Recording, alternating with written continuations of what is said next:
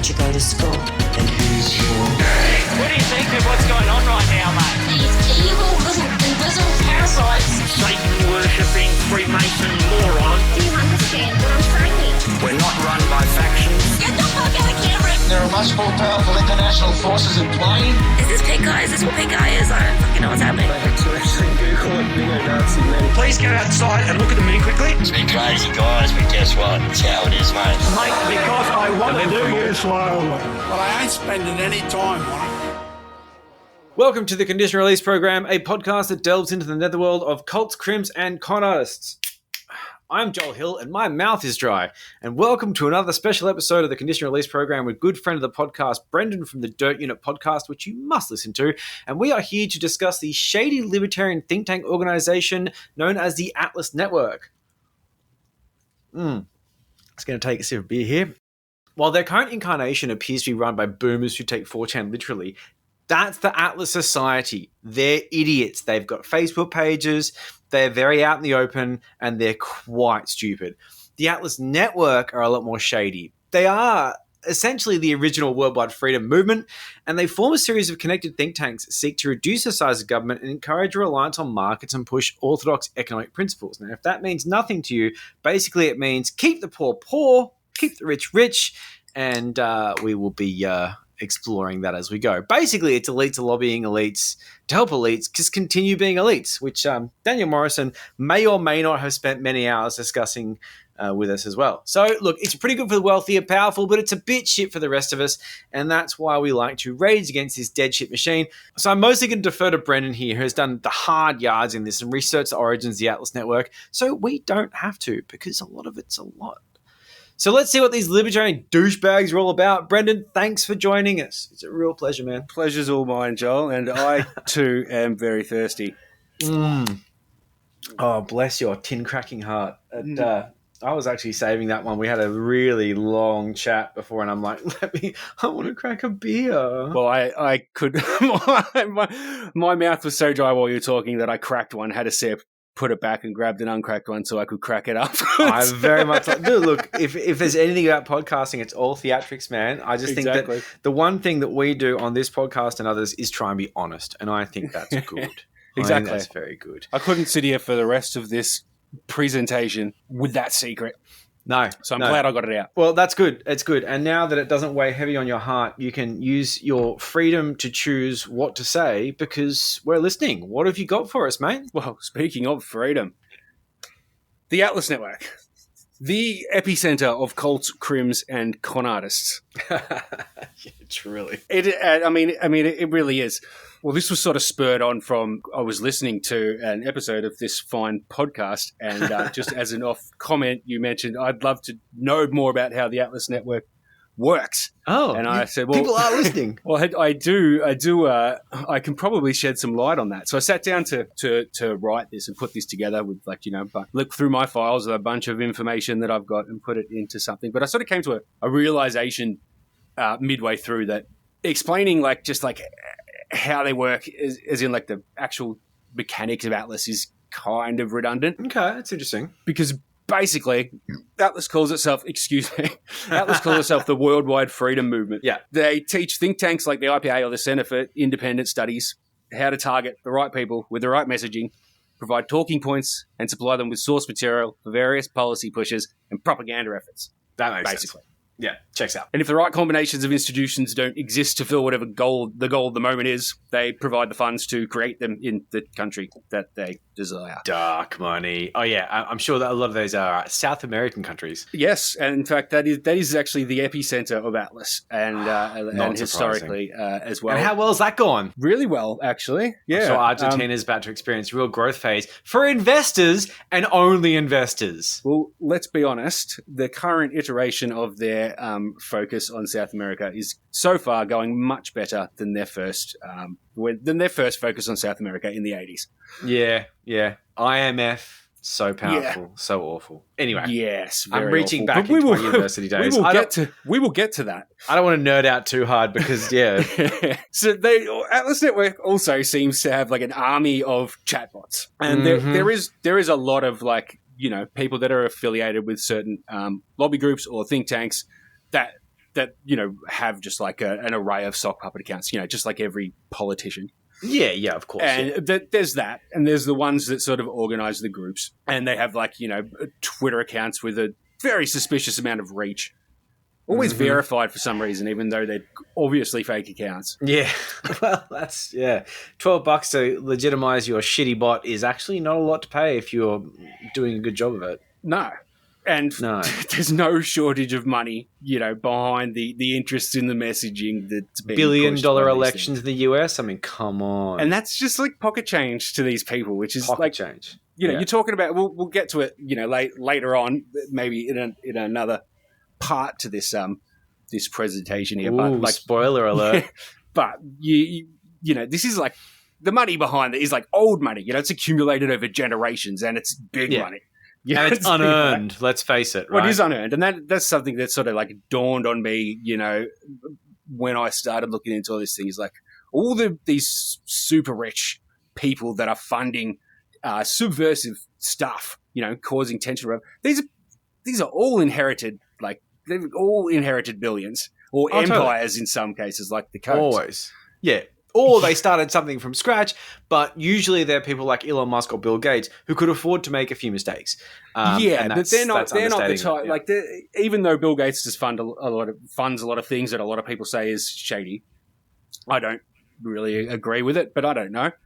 Yeah, I know, there's maybe been some questionable vaccines tested by Bill Gates groups in the past, but I don't subscribe to there being a sinister net benefit, I would say. That. Net benefit, but yes, I see what you mean. Like, but it's not the same. I'd love to do a deeper dive on Bill Gates. I think Bill Gates as a concept is fascinating, and I've been interested in his work since I was like 12. I would listen to that.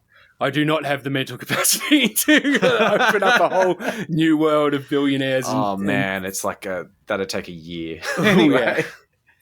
It's a tough endeavor fishing this stuff out. Information archaeology, I call it, and you do have to really dig. He's done a lot. It's funny. It's like it seems like there's like layers to the internet, and some like there's like what you can find on search engines, but sometimes you might like put the right combination of keywords in for a topic and get like an old blog or something that is like really well sourced, and you can just follow the sources, and you open up this whole world of like old internet.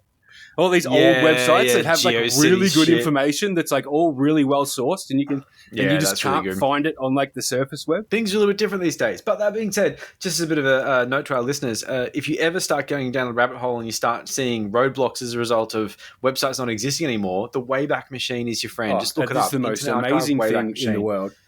Yeah, archives of the internet of just websites that no longer exist. So get on that. God, we are absolutely digressing so hard. Yes, but I mean, a lot of the information for this whole thing is, a lot of it is,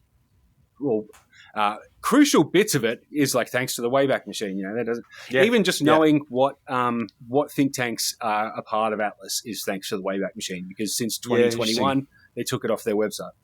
Yeah, they do. That's what happens. Scrub the record. Scrub it. Mm-hmm. Crosby Textor CT Group is also a notorious one for scrubbing and keeping a close eye on Wikipedia and anything that might interest any of their campaigns that might go wrong. The internet is forever, dickheads. Yeah. If I could remember what the one was they really didn't want people to know about, I could say it, but I don't actually remember it off the top of my head. A lot of quite racist implications in a lot of their campaigns. But anyway, I mean, yes, off topic and not off topic. Look, it's all within the general vibe. And look, I listen to the Dirt Unit, and I love the way in which you and Daniel bounce off each other now in your later episodes, where basically you'll just run off this massive tangent.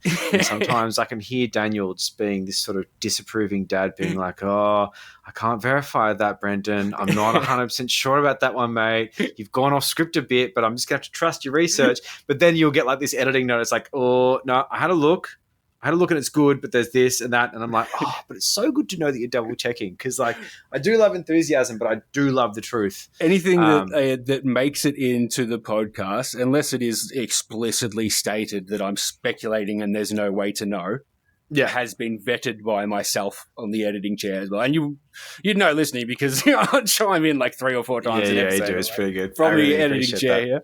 I have a tendency to over-exaggerate numbers. That's something that's become really apparent to me, It's like there's no reason to do it, and I Crooked just maths. go that bit higher. Yeah, it's like, you got to okay, be careful we're of gonna that. Chop that down. But hey, look, accountability is beautiful. And look, we, the conditional release program, and I'm sure at the donut unit, love being corrected. So if you ever get a correction, send it through. Yeah, Love that and- shit. I love a retraction. And this, if anyone wants to correct me on anything as we go along in this, please, contact Joel, email me, dirtunitpod@gmail.com. Let me know because, this stuff's hard to put together, and This document is a monster too. and it's hard to find people that can actually you can actually bounce things off that actually have also are working off the same information. So it would be Yeah, exactly. great. Yeah, totally agree. So what is So the go with anyway- Atlas Network? So like, what is there a concern here? Like, what are we? Well, this is the thing. So it's basically what outside of their astroturf presence, they also through the think tanks they can sort of reach their tentacles into news outlets like say Sky News, for example, or Sky News After Dark. Okay. More specifically, because News Corp. I mean, Rupert Murdoch's dad founded the IPA. Yeah. They're very, very much intertwined with the Atlas Network. Rich people love libertarian ideals. What can I say? It's Yeah. bizarre. I wonder why elites really like libertarian ideals. yeah. Maybe because it furnishes their apartments. Exactly. And this is something I've observed that you can observe them doing is they create news with their reach into the media, like a hype around something. Be it say African gangs running rampant in Victoria. for Yeah, example. okay. Yeah. Do Things you think like it's an Atlas Network thing or just as an example?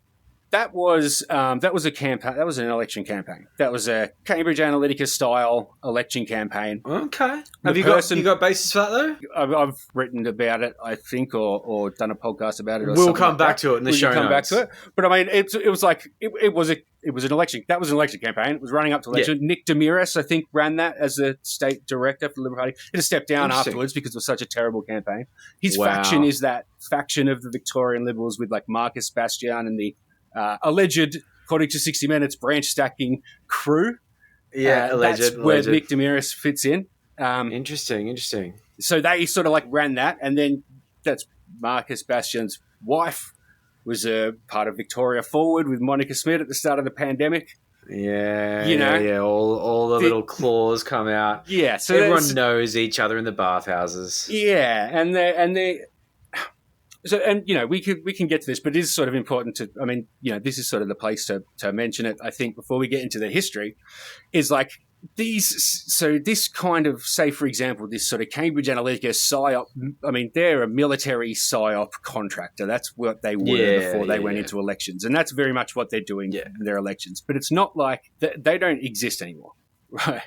But the Palantir guy exists. Well, the guy that owned them is the largest funder of the Atlas Network. That's Bob. And the Atlas Network provides training to think tanks of how to target the right people in the right place with the right message at the right time. And that there is Cambridge Analytica's, it's like their Bread and butter. tagline. Yeah, absolutely. And so you get this sort of far right faction of the Victorian Liberals. Obviously, I mean, Michael Kroger was also part of that faction. He's a director of the IPA. So they are the Atlas Network for all intents and purposes. Political wing fair. of an initiative of the Atlas Network, Mm. and you can see, how they're all of a sudden they're adopting that same campaign style and trying it out on their state level. Thing. So Yeah. So Well, okay. so this is that's pretty much all you need to know about how the mechanics of how Atlas works. But what you need to understand that is everything about Atlas and everything else around Atlas, who they are, whose interests they serve, looking at what is out there, what has been written about Atlas. That I'm left with burning questions because it's mostly focused on, and rightly so, on climate denial and fossil fuel interests. Yeah, but they are by no means like that. the only people interest that Atlas serves. By no means. Yeah. So this is my best attempt to convey my concern about the Atlas Network and their giant influence on politics and discourse in this country and the world, focusing mainly on the interests of Atlas that aren't specifically fossil fuels. Okay, so are you going to ignore fossil fuels, or are you just going to sort of set it to the side? I mean, you can't really ignore it because it's a big because part of you know the sandwich, yeah. it is like a part of it. But yeah, I will be well. So I'll point everyone now. If you want to learn more about Atlas from an Australian perspective, Dr. Jeremy Walker wrote a paper during the Voice campaign, and he's done a few papers going in depth about the Atlas network and their sort of history and people involved. Very detailed information, focused on the climate denial side of things. And Lucy Hamilton, writing for the Australian Independent Media Network, has written sort of like some good articles pulling from his work. Nice. And I'll also give a shout out to Chris Stevenson, who's done a lot of really good work on the Christian Dominionist influence in Australia. On her I had a blog. look. I had a brief look at that before, and also Lucy Hamilton. I see you've linked in the thing to John Menadew's Pearls and Irritations. Yeah, she writes for them too. And a lot of people that I know who know say that John Menadew's mailing list is the thing. Yeah, Pearls and Irritations is the shit. Yeah, so it is a great website. Maybe we'll have this chat off air. I don't want to slander any journalists, but I would like to ask you questions about one certain journalist who I'm wondering what the fuck is up with this person. I might pass some questions on to some interesting people. Cool. And he publishes in Pearls and Iterations sometimes. Okay. So probably trying to mix it up. Yeah. Well, yeah. I don't hold anything about the website, but that did remind me. If I remember, I would like to ask you off air about this guy. Sweet. So what we're going to do first is focus on where the Atlas Network came from initially, the history of who started it, and where its ideology was formed. So, some history. In the beginning, there was the Walter Lippmann Colloquium. The colloquy, I don't speak French, so pardon my French. The colloque Walter Lippmann. The colloque Walter Lippmann was a conference. French for many years. I suck at it. Arabs and French are similar, yeah? Yeah, sure. The colloque Walter Lippmann was a conference of intellectuals organised in Paris in August 1938 by the French philosopher Louis Rougier. Yeah, what is that? Rougier? French, it would be Rougier? Rougier? Yeah, I'll go Rougier. Why not? I'm sorry, French people, but I don't think there's any listening. There could be like 3. Good on you. Actually, you Frenchies should listen to this, actually, because they're really having an impact in France. Je suis désolé.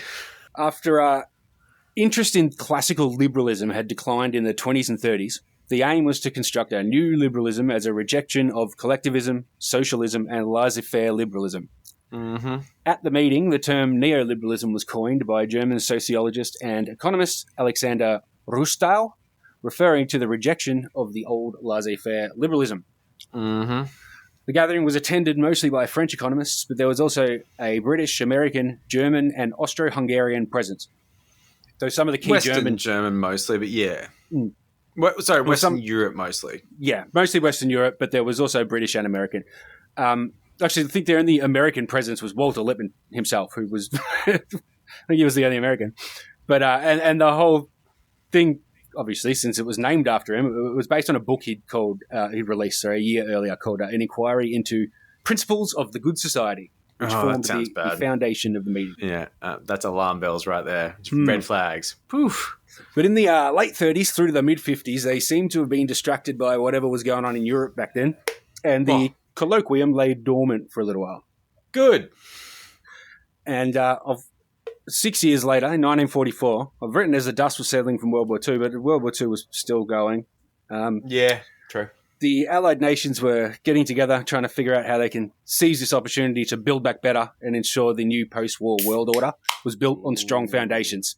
Lots of trigger words there, my friend. Well, that is what world leaders were referring to post-COVID when they used that term, build back better. Ah, interesting. Yeah, because that was the slogan of the post-World War II rebuild.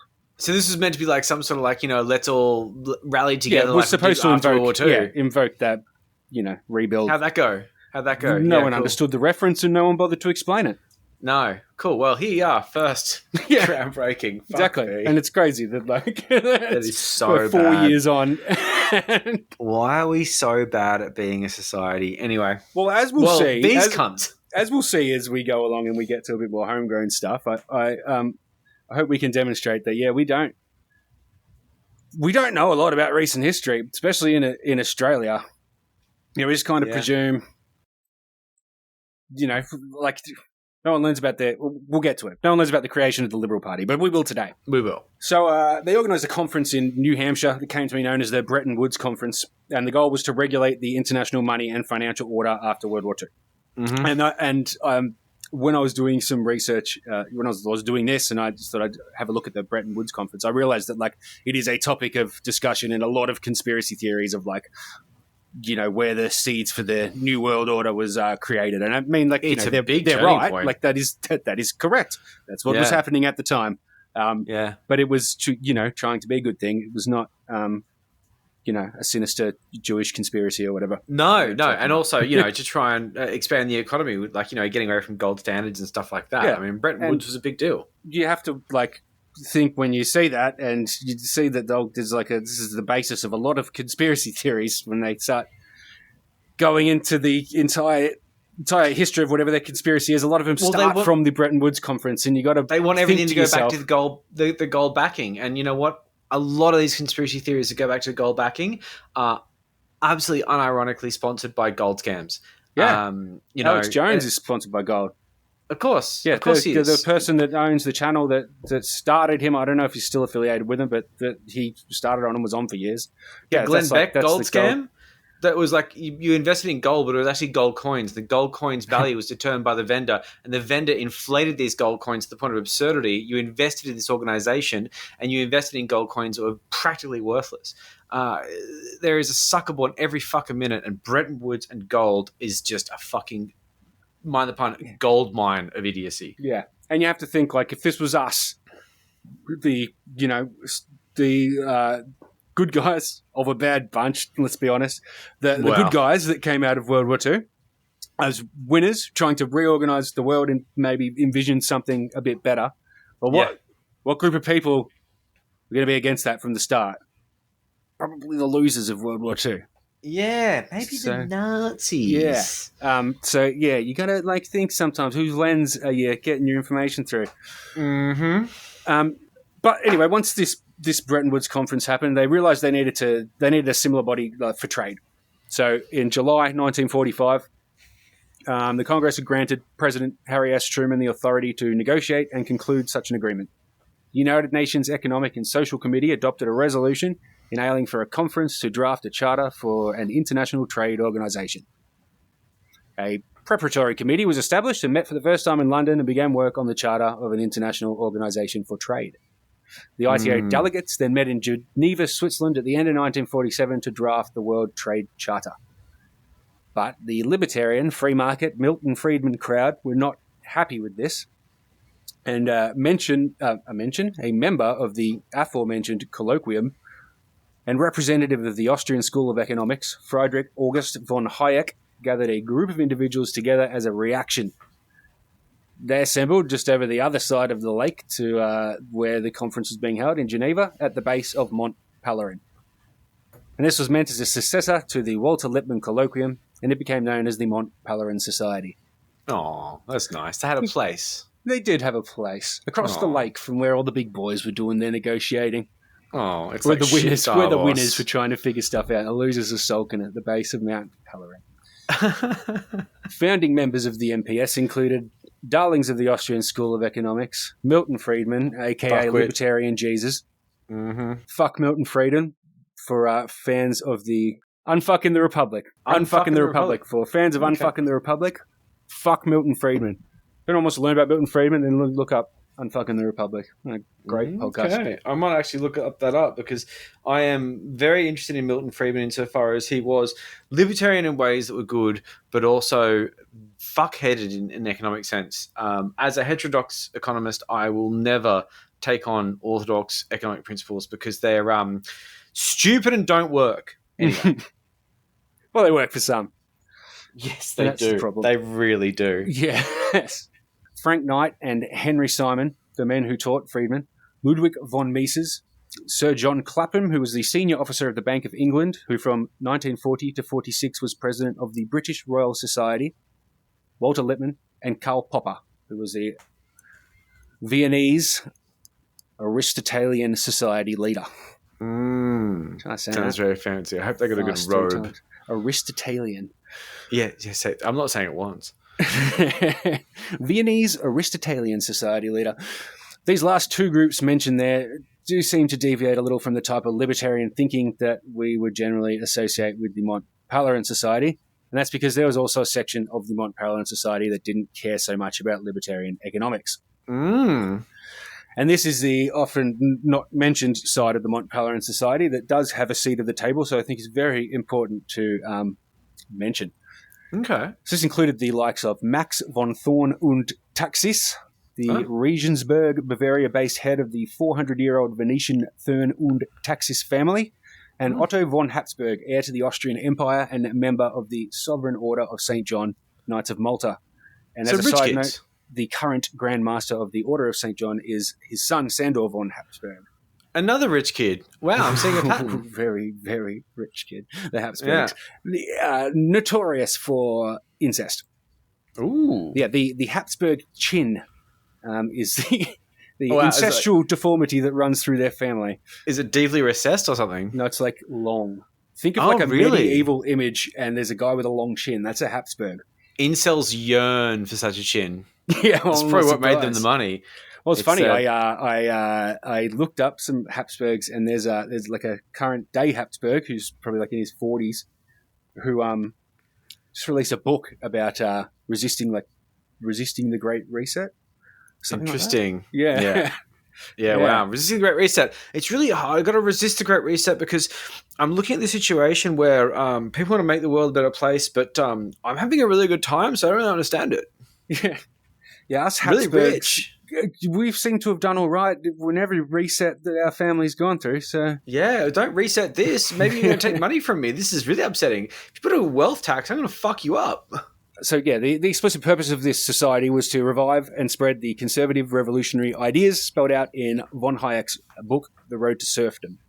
And so this not-so-libertarian section of the Mont Pelerin Society was a crossover to what was considered the sister organization of the MPS, which was the Pan-European Union.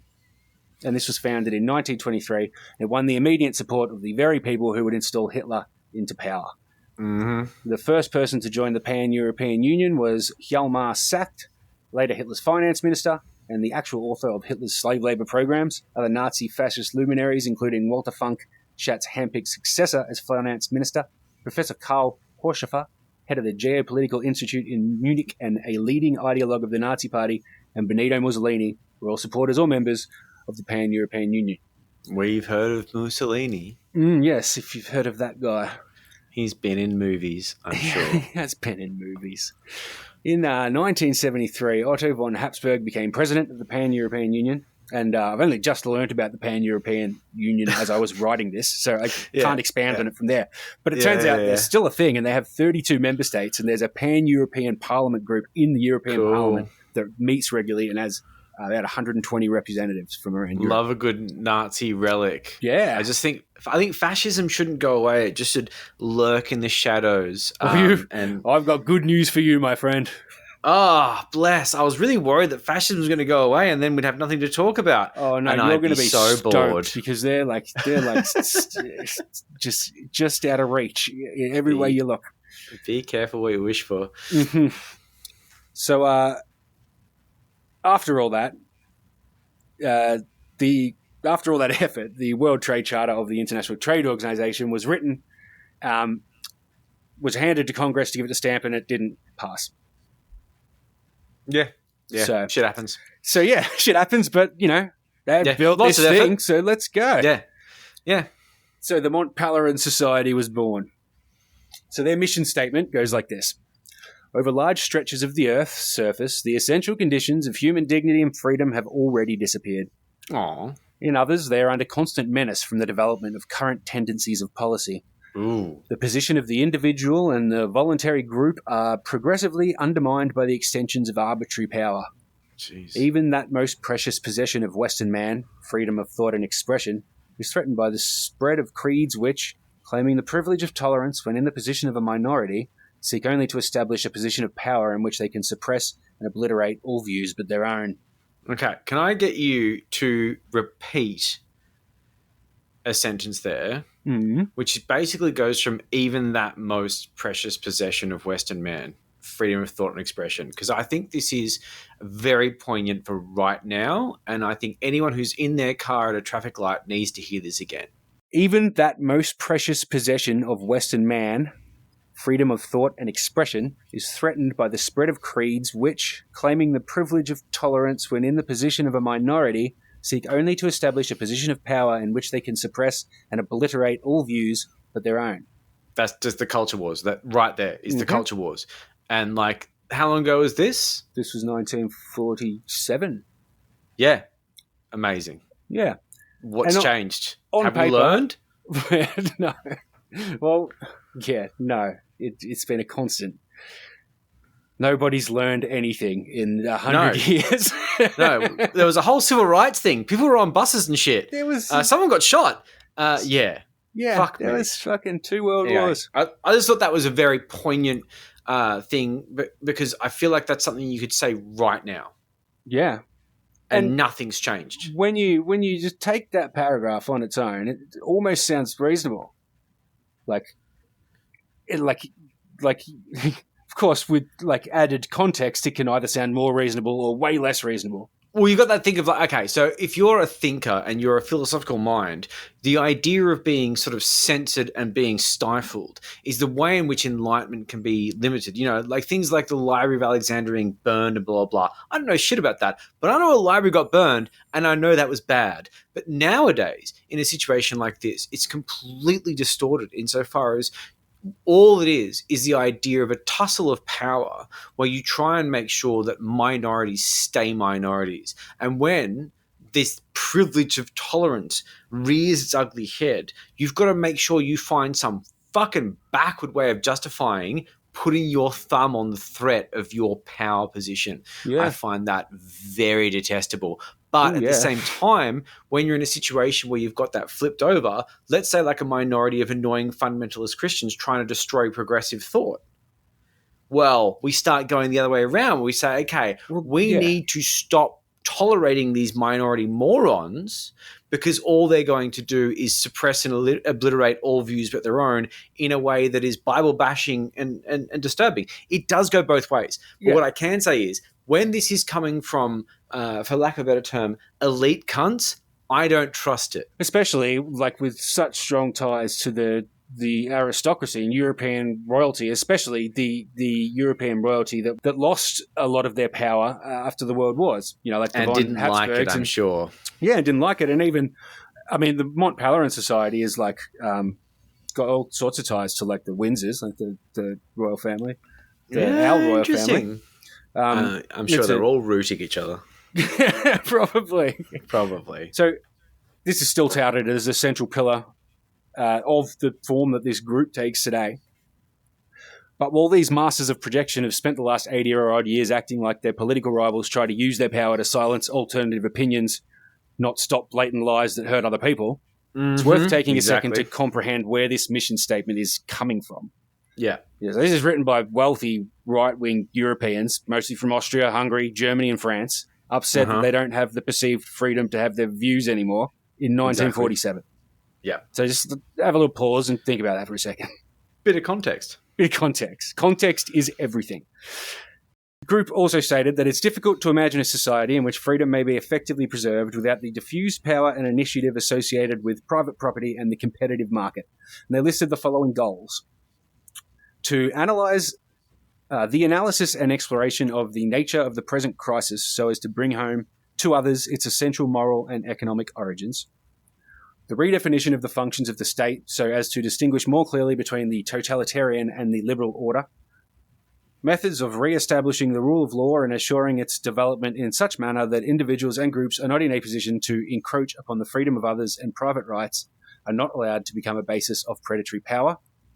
The possibility of establishing minimum standards by means not inimical to initiative and functioning of the market.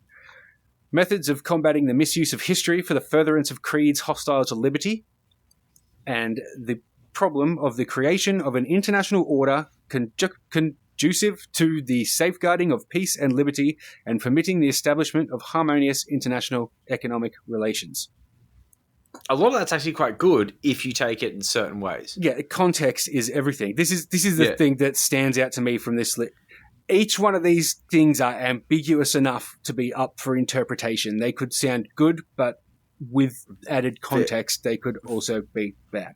Yeah, and there is a lot going on there. And when it comes to the misuse of history for the furtherance of creeds hostile to liberty, I get that. Don't use history to pursue bad ends. You've also got the idea of basically, making sure that totalitarianism and liberal order are clearly defined. I get that. I mean, make sure there's no slippery slope involved, fair enough. And you've got this sort of thing of establishing the rule of law. And the crazy thing about this is basically saying that individuals and groups are not in a position to encroach upon the freedom of others, and private rights are not allowed to become a basis of predatory power. Now, one of the things I will say about these words is they are fucking hollow. Oh, yeah. But also, it's this is I mean, to me, I read this and I just see this as just this thing that they seem to do where they just they talk about themselves when they talk about what is bad. So delusions of grandeur, etc. Oh, do you mean more of the confession, every complaint is confession type thing? Yeah, it's more like a disarming.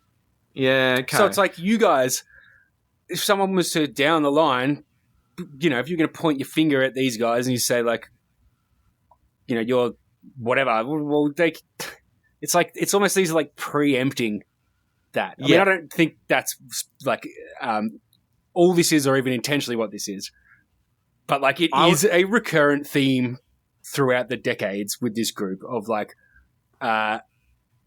almost getting out in front of any accusations of them so that their followers, these words are not a shock to their followers. They're inoculated from criticism. Well, I mean, one thing that I would say here is that libertarianism fundamentally adores the idea of private rights becoming a basis of predatory power. Yeah, well, that's what it is. To me, that's what it is. Shit. This is the fuel in their tank. So I find it very difficult to read that and be not just sort of pick them up and just say, you know what? Fuck you. Your entire political and economic ideology is about making sure that private rights are held firmly in the hands of elites who can prey on the vulnerable and profit from them. Yeah. Shut the fuck up. And that's what I'm saying. It's you can... You can certainly, mere decades after this was written, or even at the time this was written, I'm sure, with the Habsburgs and whatever, you could say that you are using your private rights to be basis of predatory power. I'm sure they know better. You could say that. You could say that for most of the people in the Mont Pelerin Society, and that's what I'm saying. But 10 years later, people start pointing the finger at them, saying, "You guys are doing exactly that." The exact thing you said you wouldn't. It's on our list. That's specifically what we're not doing. It's a part of our charter. Yeah. We just don't really take notice of that. I would be very surprised if this wasn't willful ignorance as opposed to accidental or even just evolutionary sort of I guess we changed, but we never changed the charter. Anyway, I digress. But you can see subconsciously even people wanting to put that in because it sounds good, but they're not going to stick to their bloody principles, and they know that as they're writing it. They're writing it on the paper and they're going, well, as soon as I accumulate enough bloody power, I'm going to get as much money as I can out of these suckers. Absolutely. What an absurd fucking statement. Anyway, yeah, I love the idea of it, but it's a lie. Yeah, context is everything. It goes on to state, this next gets even more ridiculous. So it goes on to state, the group does not aspire to conduct propaganda. It seeks to establish no meticulous and hampering orthodoxy. It aligns itself with no particular party. Its object is solely by facilitating the exchange of views amongst minds inspired by certain ideals and broad conceptions held in common to contribute to the preservation and improvement of the free society. It continues. In brief, the society is composed of persons who continue to see the dangers to civilized society outlined in the Statement of Aims.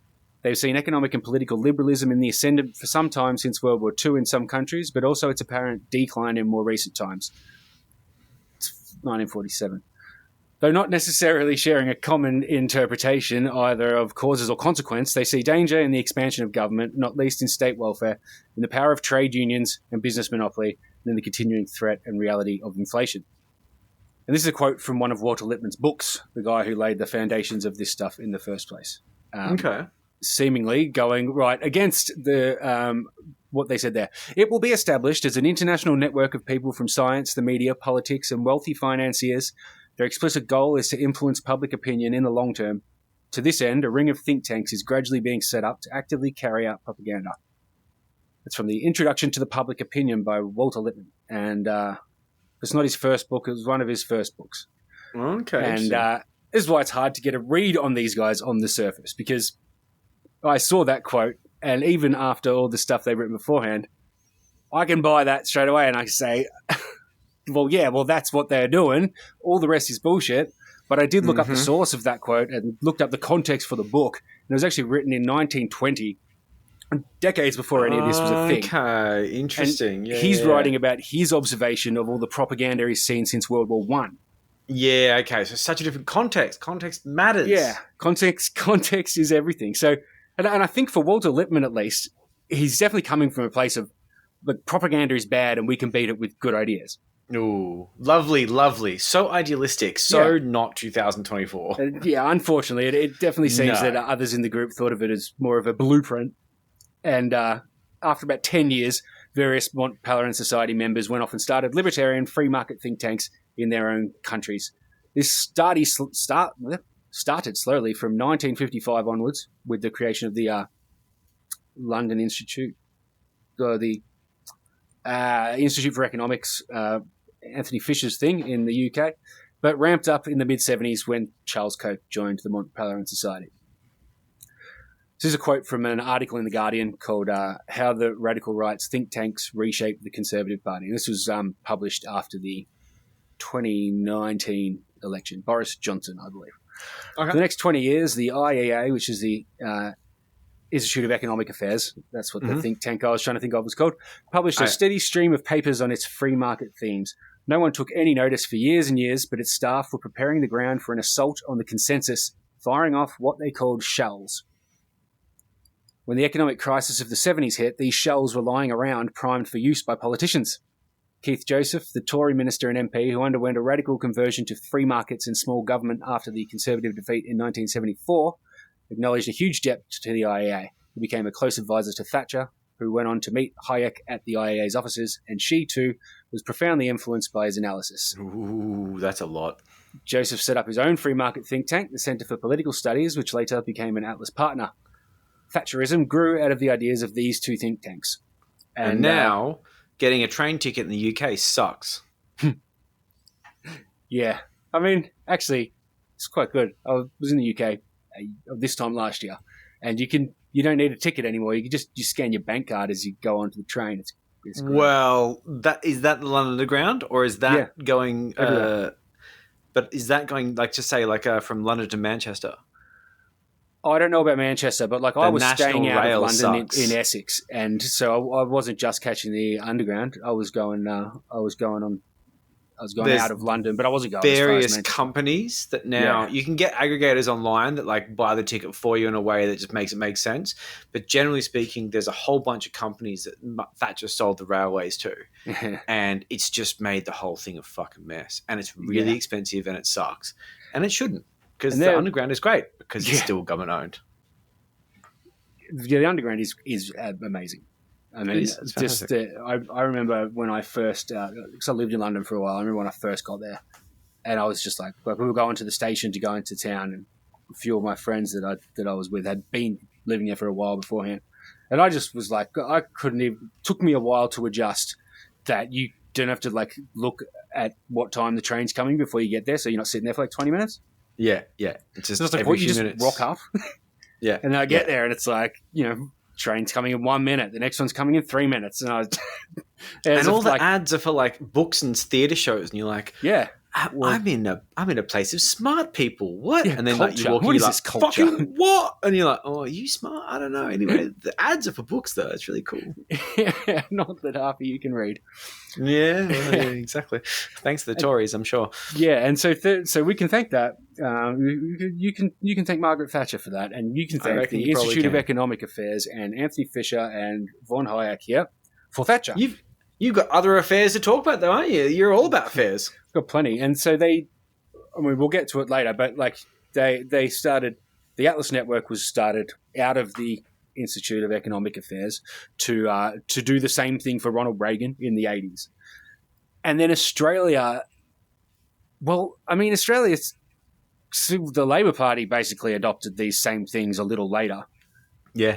But the solid links to Atlas and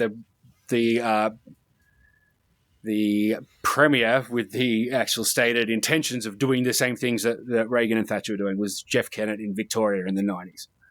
Bless his heart. He likes Hawthorne. Bless He's his no good. insecure little heart. Mm-hmm. And so we need to talk about Kennett's buddies that gave him that mandate. Okay, interesting. Because as far as I can tell, the oldest think tank involved with the Atlas Network is the Institute of Public Affairs. It was founded in 1943, several years before the Mont Pelerin Society even existed. Yeah, I think actually Jerry Walker talked about Australia being like one of the the initial places where the Atlas Network sort of set up. With Maurice Newman, Center for Independent Studies was started with seed money from Atlas. Milton Friedman himself, he bought Milton Friedman out on a speaking tour, and then they started the Center for Independent Studies after that. Around that same time of like Thatcher and Reagan sort of first coming into office. And so I guess it was one of the first, but there was a lot at the time. But these days, current day, Australia make up the second largest contingent of the Mont Pelerin Society outside of America. Interesting. Yeah. And, we'll get to it anyway. I don't need to talk about it now. We'll get to it soon. What we do need to talk about is the Institute for Public Affairs. All right, let's do it. Because I can't stress enough how important it is to understand the Institute of Public Affairs and what their role is exactly.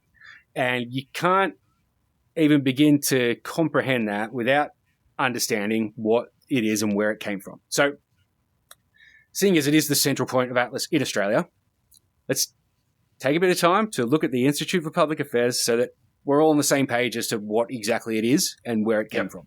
Yep, good. So the seed of the IPA was planted in August 1941 with the resignation of Sir Robert Menzies and the subsequent folding of the United Australia Party upon Menzies' return to Australia from 4 months in the UK as part of Churchill's war cabinet. Oh, wow. It's hard to get a simple answer as to why Menzies was ousted as PM outside of his handling of the war effort. Vague, yeah. But as I was writing this, I thought I'd have a quick dig into Trove. And can I just say, Trove is a treasure. That thing, a treasure it's trove. It's a literal treasure trove, yeah. But that thing is amazing. Like, I've been digging through Trove for a lot of different subjects there. There's a lot of interesting stuff there. And I just get lost, reading the other articles from the papers of the time. It's amazing. It's like a Twitter newsfeed, but, from the like National Library of Australia is not lost on us all. No, it's great. So I thought I'd do a quick look on Trove to sort of get an idea of what Menzies was like as PM around that time in 1939 in relation to the war effort. The 1939 is before he went over to the UK. And I found this article. This was the first thing I found. It's called Bad Boy Hitler. Bad boys in quotes. The further he goes, I should probably read this in an old-timey news presenter's voice. The further he goes, the more Prime Minister Menzies is forcing even his most bitter opponents to admit one thing, that he is a scrupulously fair fighter. Ooh, wow. Okay. I find it better to fight fairly, even if you have a man beaten and down, said Mr. Menzies on Wednesday night. And in his effort to be fair, he even put up with a good deal of heckling. Oof. History will label Hitler as one of the really great men of the century, he said. Ooh, and that started the hullabaloo. In the back of the hall, a good-looking young woman jumped up, waving aloft a place card. Another let fly at Mr. Menzies a battery of words that were finally drowned in catcalls and cheers. Fair. It was a different time. Definitely, her Hitler wasn't popular with the audience in Anne House. Prime Minister explained that whatever outside nations thought of Hitler's aggressive methods, the Fuhrer had certainly dragged his people from the depths of the despair which followed the Great War and gave them another place amongst the great powers. Wow. As far as the German people are concerned, he said, Hitler has proved himself a great man and a tireless worker. He dragged his nation from bankruptcy and revolution, and I think he has too much intelligence lightly to cast them back into another war. Yeah, that's a very strange. I think he has too much intelligence lightly to cast them back into another war. That's a very. I could definitely see that in the text here. Either way, what the fuck did you just read? I'm looking at the text now. It gets You worse. captured this from the newspaper. It's from 1939. Yes, and it was a perfectly sounding. It was perfectly sounding resonance on Mr. Menzies' part. Sorry, it was perfectly sound reasoning on Mr. Menzies' part. But Hitler has been the bad boy of the cables too long now for the average person to judge him from a purely German standpoint. Let us judge Hitler soberly and fair, began Mr. Menzies, but the rest of the sentence was drowned. Then a voice close to the microphone whispered to the speaker, "Would you like her thrown out?" Mr. Menzies hesitated, then decided that, if he was to finish his speech, the interjectors would have to be given their walking orders. So the police had a busy few minutes. The ranks of the interjections were lessened by a dozen or so. But Mr. Menzies saw the humorous side of it before the meeting closed. "I would like," he said, "to thank all those present and those who are no longer present. And even the opposition gave him a good hand for that." Wow. What the fuck? Maybe this is like common knowledge, and a lot of especially boomers are like, "Oh yeah, Menzies was totally a Hitler lover." But I don't feel like that's the case. This is interesting, isn't it? This is new stuff to me. It's new stuff to me too. Well, I mean, old new stuff. but yeah, just to give an idea, and maybe we can even link, put this link in the show notes with the article. Yeah. But I've got the link of the article here. I mean, I've got the actual it's not article just copy and paste job from a website. I'm looking at the screenshot. That's why I you took struggled to read some words because the print has faded it's all because fucked. it is just a scan of a newspaper. Yeah. Yeah, this is terrible. Wow. Cool. Yeah, so I Cool. thought I've seen enough after that. And that first article I clicked on is enough for me. That gives me a fair idea. Yeah, yeah. 2 months after that, he declared Australia at war with Germany. What a shame. A year Falling after out with his that, mate. he lost the support of his party, the United Australia Party. Interesting. The most infamous anti-Menzies event these days was the Dulfram dispute, where he earned the nickname Pig Iron Bob from the dock workers refusing to load pig iron bound for Japan, claiming it would be sent back as bombs. Prophetic, that lot. Yeah, I guess they did get that right, didn't they? Yeah, they got that right. Yeah, well done them. Mm-hmm. And what happened when he was that happened, though, when he was Attorney General. So he wasn't even PM then. Yeah. But he became PM after that. I feel like failure has plagued this great Prime Minister of ours who John Howard seemed to He's the really greatest Australian like. Prime Minister that ever lived, all right? Yeah, okay, Don't cool. ask any questions or Don't read ask any anything about him. questions. So that was just one example of many reasons why the Australian public appears to have turned against the United Australia Party.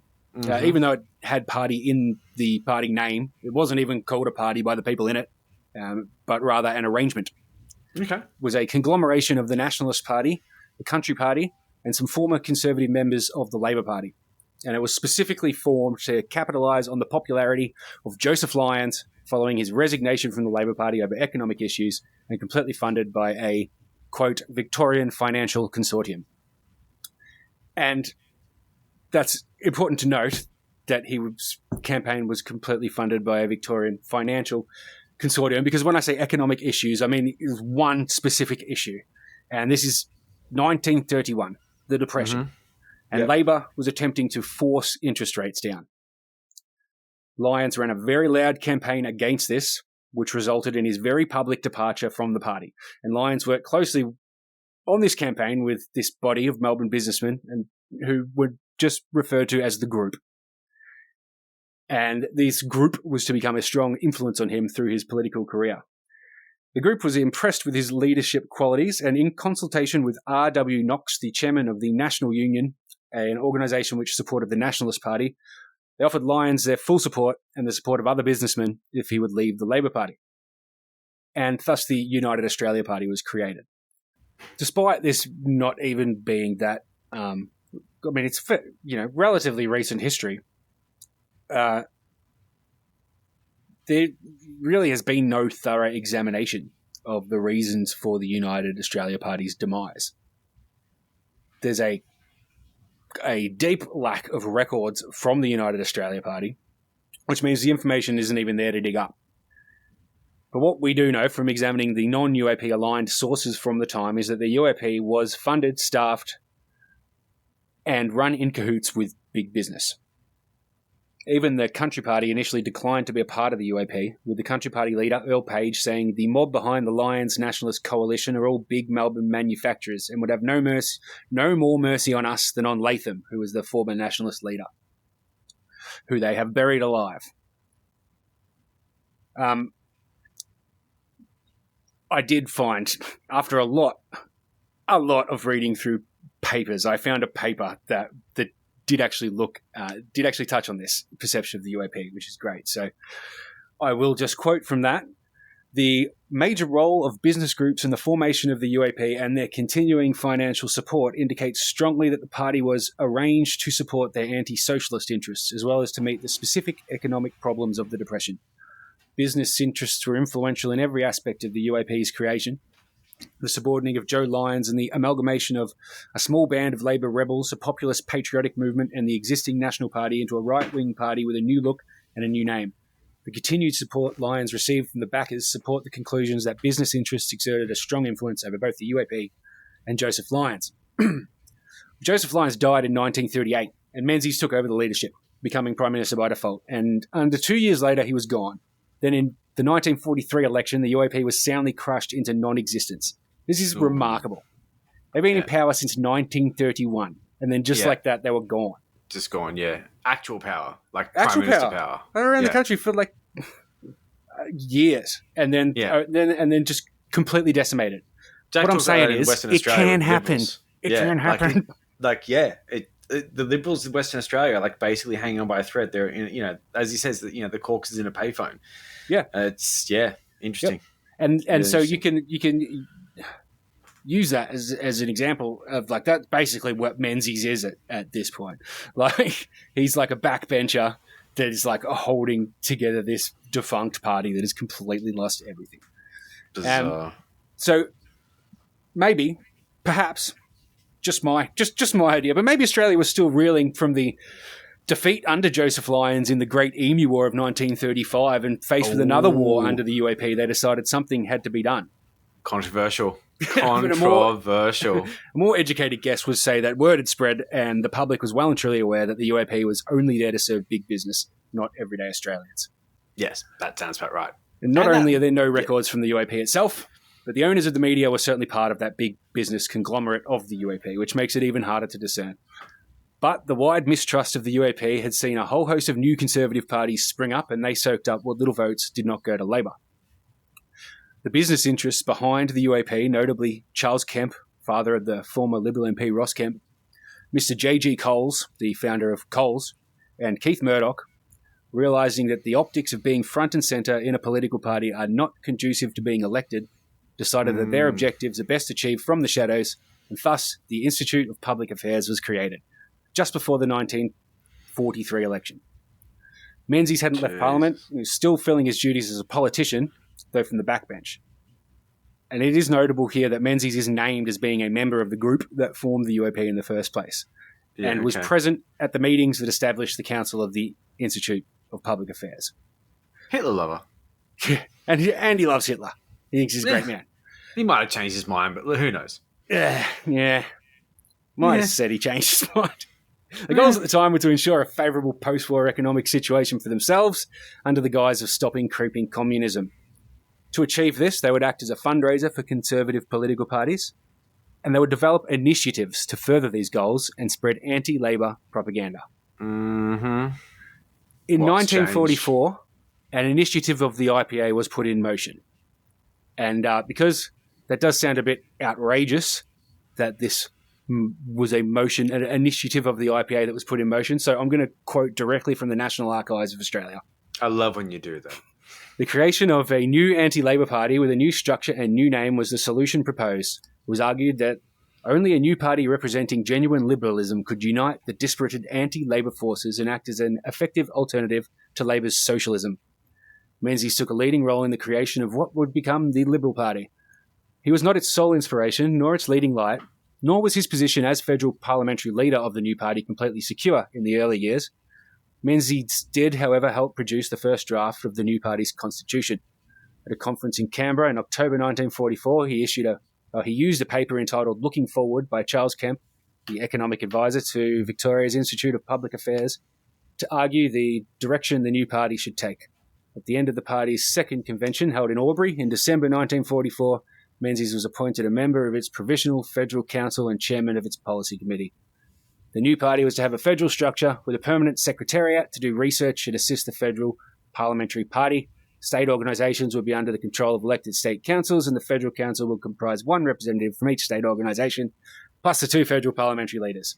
Most importantly, the new party would raise and control its own funds, distancing itself from the charges constantly laid against the United Australia Party. It was part of big business. It was the party of big business.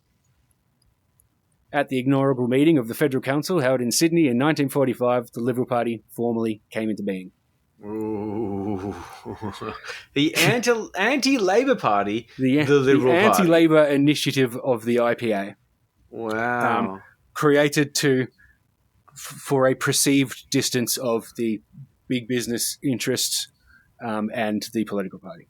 And yet, not really a distancing from big business interests, is it? Well, no. I mean, and I think the thing that stands out to me there is raise and control their own funds. Okay. Which is kind of true, as it's Well. still kind of true. But what the IPA provided and still provides today is a completely separate organisation from the Liberal Party that big business, corporations, even personal interests, if you're rich, can sink as many funds as they want into with full privacy and have the IPA campaign for their interests, which are in turn adopted by the Liberal Party. Exactly. They don't raise funds for the Liberal Party directly, at least not anymore. But they certainly work to keep them in power, and that's enough. Mostly because the Liberal Party has another foundation for the purpose of discreet donations, and it's called the Cormack Foundation. And they've got a few other ones as well, but the Cormack Foundation is the only one This one stands out? Have any information about. Oh, okay. Interesting. Yeah, I've got them in another... On my Medium page somewhere, I've listed the other 2 or 3 ones that I could find. There's not much information about them, though. Just some awkward interviews with Peter Costello being questioned about it and dodging the question. Oh, really? Yeah. Fuck. I'd like to see that. Well, we should probably try. Look, I'm really good at promising things and not doing it, but we should try and compile some cool shit for the show notes, you know? You're going to have to mostly do that because otherwise it won't happen. Well, this document has got, I mean, everything is sourced and linked on there, so we can copy into the show notes. I'm happy for this document to be shared. Yeah, that'd be great. Yeah. I mean, we can just share the entire document. Probably the easiest way to do it. Yeah, we've got to do it when all the parts are out, though, mate. This is 48 pages of gold. Oh, it's a novel, yeah. It's a fucking novel. We've only got through 9. Fucking hell. What was I saying? 45 minutes to get to 15? Yeah. Your maths 15 wasn't paragraphs, great. Simon. But look, we're going to get there and it's going to be fine. It's only 11 p.m. We'll be fine. So you know how I mentioned that, I've mentioned a few times, highlighted the lack of records from the UAP. Yes. And that's because the second that the Liberal Party was created, the group swiftly destroyed all of the UAP party records. Well, you got nothing to hide. So, you do have because no one's going to hide. want to look. It's a defunct party. They've been in power for 10 years. No one cares about them anymore. Yeah, cool. So the IPA went on to ensure an onslaught of anti-Labour propaganda of all forms, resulting in a sustained negative campaign over the course of 6 years. Australia had never seen anything like it, and we were grossly under-equipped to deal with it. We still are. Yes, we still are. In Tony Abbott 1949, was so effective. The Liberal Party formed government in a coalition with the Country Party. Menzies became Prime Minister again, this time with his business interests at a perceived arm's length, even though he was part of them, he's part of the group. So, he became our longest-serving Prime Minister. And the use case for a think tank promoting the ideals of free market capitalism to serve the interests of big business was shown to be a resounding success. And in an extremely democratic demonstration of democracy, upon re-election, Sir Robert Menzies passed the Communist Party Dissolution Act of 1950, making supporting communism illegal in Australia, and also granted the Governor-General the power to declare anyone a communist where they were satisfied that person is engaged or is likely to engage in activities prejudicial to the security and defence of the Commonwealth or to the execution or maintenance of the Constitution or of the laws of the Commonwealth. Nothing Such persons fascist were about not that. allowed to be employed by the Commonwealth in public service or in industries considered vital to the defence of Australia. They're not permitted to run for office and were prohibited from joining a union. Communist Party of Joining a Australia. union? Yeah, because they're communists, mate. It's a step to Wow. communism. It's a Fucking it's a That means dangerous step to communism. Organising proper workers. McCarthyism. Ridiculous. Fuck me. It's and this is the thing. Like everything from cookers to this to everything in between. Forget the rhetoric. It is Labor versus capital. It's all that has been, and that's all it will ever be. You can code it in as many fancy words as you want, and I mean Labor as in like, Yeah. if you don't have $1 billion in the bank, you are Labor. You know? Like, Yeah, this is the Marxist sort of, this is the Marxist thing where basically that syphilitic dead shit was onto something when he said basically there is an antagonistic relationship between, labor and capital. If you're a worker, you work. If you're capital, you live off the dividends of other people's labor. Simple. Yeah. And we all do these days because they make sure that we're in a Marxist nightmare where we have a fucking superannuation system that means we all fucking profit from each other's labor. Yeah. Weird. Awesome. The bureaucrats win. Well, yeah. I mean, it's thanks to greed, and I don't know what you call it to accurately describe it today, but like, it's obviously a group of people, mostly, second, third, fourth, 100th generation wealth has risen to this level of like, not just being against labour so that they can have, they can pay fuck all to get their work done, but like buying up small businesses so that it's all theirs. Oh, you yeah. know, and it's Yeah. like this, it's like You're this whole- wealthy enough. Just let it rest. yeah. And And you did nothing to get wealthy. You just were Exactly. born. yeah, and then you inherited Just call so it a much day. money that you could just leave it in your bank account and live off the interest. Yeah. You know? If Trump did that, he would be really, really wealthy. Yeah. Really, Yeah. really wealthy. If he put that into index funds, he'd be one of the richest fucking people ever. But no, he Yeah. had to sell steaks and vodka because he's an idiot. Oh, yeah, and also fucking lose money by being the house in a gambling situation. Who does that? Anyway, I digress in a big way. I mean, yeah, he's done a lot of But yeah, questionable things. What Trump casino states. loses money without being run by like a criminal enterprise that's interfered by the state? Anyway, Yeah, well, you'd idiot. think that like a criminal enterprise running a casino would not run out of money because they could launder No. any dirty money they get. But they get in trouble with the feds, and that's the problem. So Yeah. they get done in. Whereas, look, I've seen casino a lot of times, and I'm pretty sure that's what happened. At the Yeah. end, a lot of things get blown up, and Joe Pesci. No, I'm not going to say anything. Spoiler alert. I'm out. Ace Rothstein for life. So also, Menzies, on top of making communism illegal, Mm-hmm. the Communist Party of Australia was declared unlawful. It was dissolved. Its property was forfeited to the Commonwealth without compensation. Affiliated What could organisations possibly go were also liable to be declared unlawful at the discretion of the Governor-General. Jesus. I didn't even know this stuff. Jack would know this shit. I don't. Yes. Well, it's, I got on my own podcast to a little bit of this stuff with Dan, and he had to interject with like, "Hey, I'm feeling a bit ignorant here. Like I Yeah. knew nothing of any of this stuff." And it's Yeah. like, "Oh, no one does." It's like this, there's definitely been an attempt to not have this public knowledge. Obviously, Whitewash 'cause history, it doesn't but look yeah. good. You know, No, it doesn't. Menzies being a fucking Hitler lover is something that has come quite to a shock to me. Not that I was ever like a Menziesite, but I just find it very alarming that we've all just pretend that never happened. Yeah, well, it's a great example and a great demonstration of how, information can be you can live in a free society, but you can also very easily just like omit information from the retrospect as time goes on, and people just forget. And So we're relying on fucking lunatic millennials to maintain history. Yeah. Cool. All right, yeah, exactly. great. Well, Great. I'm glad you're here.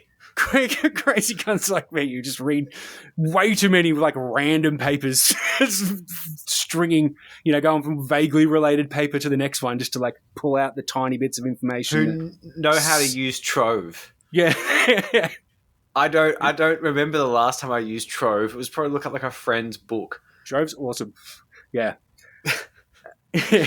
I'm hoping that the next generation carry this enthusiasm for Trove. Well, yeah. If I'm not you're relying on it. interested in other stuff I've dug up from Trove, tune into the Dirt Unit podcast. Probably a few months away now, but I've got a real fucking good one cooking up. Ooh, really? So to quote the former director of the IPA, John Roscombe, the IPA pushes the boundaries of political debate to make room for politicians to follow. The politicians do not go as far as the IPA and therefore are seen as pragmatic and reasonable. And this is, anyone who's kept any half eye on Australian politics over the last 20 years could see this just sort of playing out time and time again. Yeah. They don't mind sounding ridiculous, but they're going for the double so that politics, the halfway point, is what they wanted in the first place, sounds reasonable compared to what they were saying. Do you know the Overton window? Yeah, it's the Overton window. And the Overton window... The Overton window. The thing is very hard with the Overton window, basically, for listeners, is basically the Overton window is the window of things that are basically acceptable, and it can shift left and right, authoritarian, blah, blah, blah. And when it comes to the Overton window, one thing that is alarming is when someone like Elon Musk recently said, "Oh, that's the sound of the Overton window moving." And it's moving toward his terrifying fascist idea that basically trying to normalize bad politics. And we've spent a lot of time, and I would say the judiciary has spent a lot of time trying to avoid normalizing bad politics. We will not allow things to fall into authoritarianism on our watch. And I really appreciate that. Yeah, and well, these guys are saying, we're going to make sure that you're watching somewhere else whilst we form. Yeah. Basically. Yeah. Core member of the Mont Pelerin Society, or the core member in regards to the Atlas Network, was an Englishman by the name of Anthony Fisher. So in 1955, he created the Institute for Economic Affairs. Later on, he created the Manhattan Institute, and then in 1981, he founded the Atlas Economic Research Foundation, which became the Atlas Network. Now, I couldn't find anything out there on the searchable internet regarding Anthony Fisher and anything to do with the IPA. So I decided to take advantage of the rapid advances in AI technology of the last year or two and asked a research chatbot what it thought about the influence of the IPA on Anthony Fisher.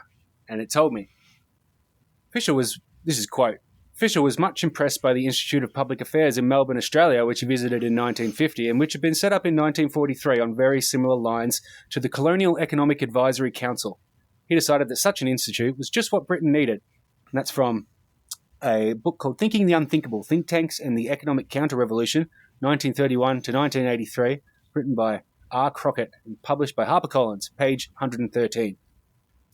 Now, that's crazy. Well, I asked if there's any other mention of this, and it said, quote, Fisher had been much impressed by the work of the Institute of Public Affairs in Melbourne, Australia, which he had visited in 1950, and then he decided that Britain needed a similar body. And that's from a book called Think Tanks in Britain, A History, by Profile Books, written by R. Gladstone. I thought, that's actually nuts. So I asked anything else, and he said, well, in 2004, the Institute for Economic Affairs released a series of transcripts of interviews with prominent figures in their circle. In one interview with Madsen Perry, the head of another UK-based Atlas think tank, the Adam Smith Institute, he said, Anthony Fisher, who founded the Institute for Economic Affairs, had been to America and looked at the think tanks there, came back and visited the Institute of Public Affairs in Melbourne, Australia, which was a leading think tank in the Southern Hemisphere. He was much impressed by what he found and decided to start a similar organisation in Britain. Now, that's massive. Yeah. But I don't trust AI chatbots with information at all. And these are pretty obscure sources. Yeah. And I searched and I searched and I searched, and I couldn't find any transcripts of any speech from the Economic Affairs in 2004. I found the book Think Tanks in Britain, A History, but it was like $50 to get it from some random, Just seeing if I can get it from UTS. Well, I actually can. I thought about buying it, but then I thought I'm going to search for the first one again. And after a lot of searching, I found the book Thinking the Unthinkable, Think Tanks and the Economic Counter-Revolution, 1931 to 1983. And I got it, and I opened it to page 113, and it is all about Anthony Fisher, the founding of the Institute for Economic Affairs, his influences on starting it, and on page 113, if it mentioned the Institute of Public Affairs, that is exactly where it would be. But it does not mention the Institute of Public Affairs at all. It doesn't mention the Colonial Economic Advisory Council that it was apparently inspired by at all in the entire book. And Amazing. because of that, I didn't bother buying the other ones because I thought, okay, well, this is bullshit. But to cross-reference, I asked another AI, and they gave me the same information. The Institute of Public Affairs had a significant influence on Anthony Fisher in his creation of the Institute of Economic Affairs. And they went on a big spiel, and they listed me 5 different sources where it says that.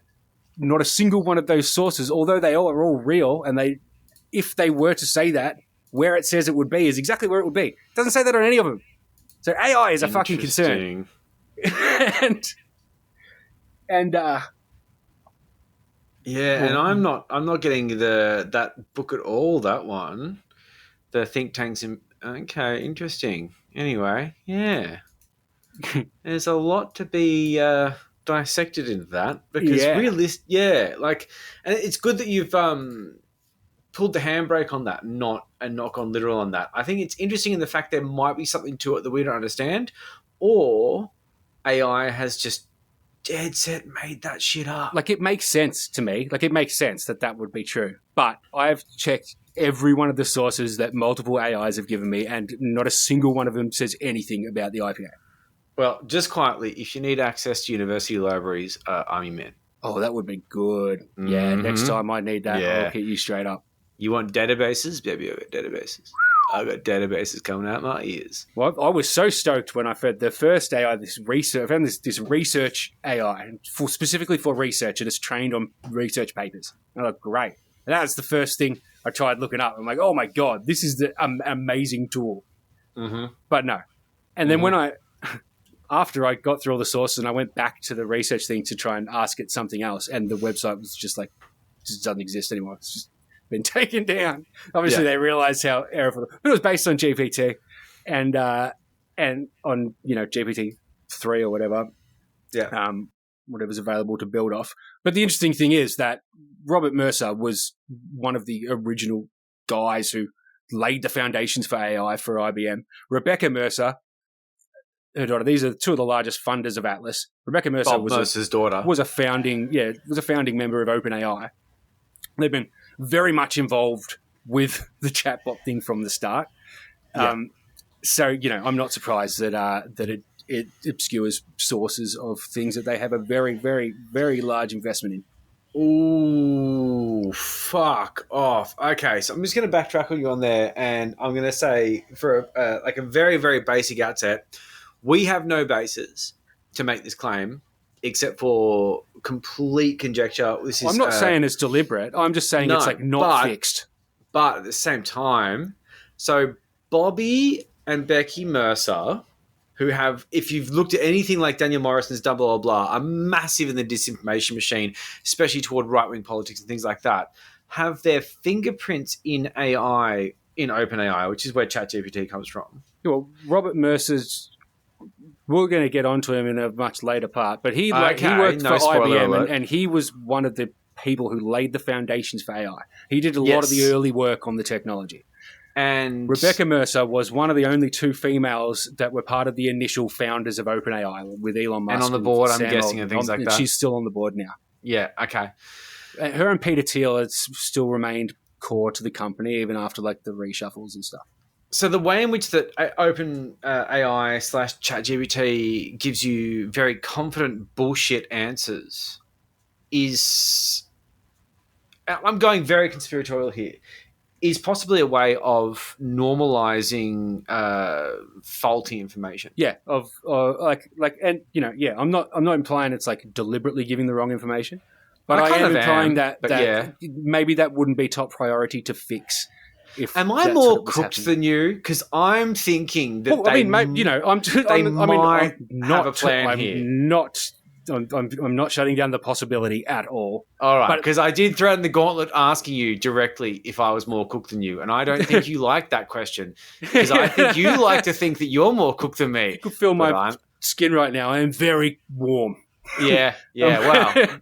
We'll have to have a competition. Fuck, that is very interesting. Okay, because there are some things in this script which I do, and I've done it before earlier, where I want to bring them up because I want to make sure that, like I say, people sitting at an orange light who may take a right turn on what I think is very important moments just need to take a moment to reflect, because the idea of that being a thing, while I say totally unfounded, but fascinating anyway. And look, when it comes down to it, I'm still kind of pilled.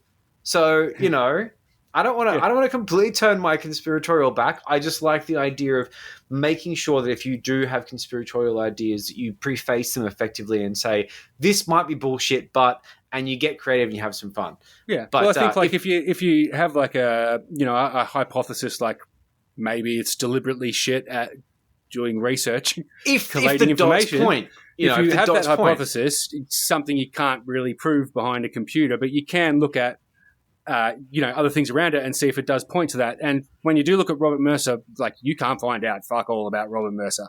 He's very tight. And I was thinking this earlier. I had this random video I watched, and it was something about AI, but it had a lot of like the people they called the godfathers of AI, like warning about AI. And it's like, well, Robert Mercer would be amongst those people of the godfathers of AI. And you got to think, like, if people are realizing how powerful this could be and how dangerous this could be if used wrong, well, I'm sure at least one of them is going to be like, let's fucking do this. Yeah. And if it's going to be anyone, maybe it's the fucking guy that fucking bankrolled Cambridge Analytica. Yeah. What I'll say is basically when it comes to AI, because he's into that. He's into obscuring information, you know? If AI is God and God creates the world in his image, but Bob Mercer is God, the image that he creates is god awful. And look, it's too in joke and it's too complex to explain really who Bob Mercer is. But all that sort of right wing libertarian culture war nonsense that gets generated by these fuckwits, often Tucker Carlson's got roots to Bob Mercer, doesn't he? Just through Atlas. Yeah. So he's like the Heritage Foundation's like poster child, and Rebecca Mercer is like on the board of the Heritage Foundation. Yeah. So like they've got their fingerprints everywhere, and they've got their fingerprints in ChatGPT, which is delivering us bullshit in a fucking post-truth era that is trying to obfuscate the truth, because the truth is the one thing that's going to stop elites from being able to be elites, because once we realize they're fucking us, we might actually stand up against them. So anyway, continue on, but I still think I might be more cooked than you. Just saying. Well, I do go into Mercer more like, you know, like way further down the page here, but I will just like read a quote about him before we move on about his. So he worked for IBM, you know, working on algorithms to create the foundations for AI. He laid a lot of the groundwork, but then he left and he joined Renaissance Technologies, which he became the CEO of Renaissance Technologies. Renaissance Technologies is known as the greatest hedge fund ever in the history of the universe, bar none, returning more than 66% per year for 30 years straight. And that's their medallion fund, which is for employees only. And it's just like a bunch of the biggest minds in physics. They pull them straight out of either working for one of these big tech companies on complicated shit, or straight out of the universities that surround it. I think it's the University Stony Brook something in New York. I don't know. But they're fancy. They go there and they just fucking have this fucking hedge fund AI brain that makes them fucking billions and billions of dollars. It's terrifying how good. I don't know what Bob Mercer does to guess markets to make the amount of money he does. Well, it's that they've got an algorithm. Power is insane. It's an AI. It does it for him. He's the fucking algorithm. Anyway, look, he's a rabbit hole worth running down if you really want to. Well, we'll get there anyway at the end. Yeah. Okay. Well, sweet. I don't want to spoil. I've only read 15 pages of 48 on this one, so you know I may be giving spoilers. I should have read the whole thing. Yeah, we're gonna get to Robert Mercer. So where the fuck were we? So I've lost my page now because I went down. I'm not surprised. So we're so. Point was that AI is a bit of a worry, and it can certainly, you know, it's amazing to me that it, like that one book I could find, like that page where it said the reference is from, like that is the exact page in the book that would say the exact thing that it's quoting. Like, that is crazy to me. That's nuts. But anyway. Yeah. I've had this with not law exams or anything like that, but I had a situation with police where I was a witness to a crime and I was trying to make sure that the police pressed charge on the assailant because basically it was a crime against a woman by a man who should not have got away with it. And while they was kicking and screaming and squirming to get away with with charging him, I basically put in ChatGPT, what are the criminal implications of this situation? And it was a postal worker, which I thought may make an aggravated offence or increase some kind of penalty thing.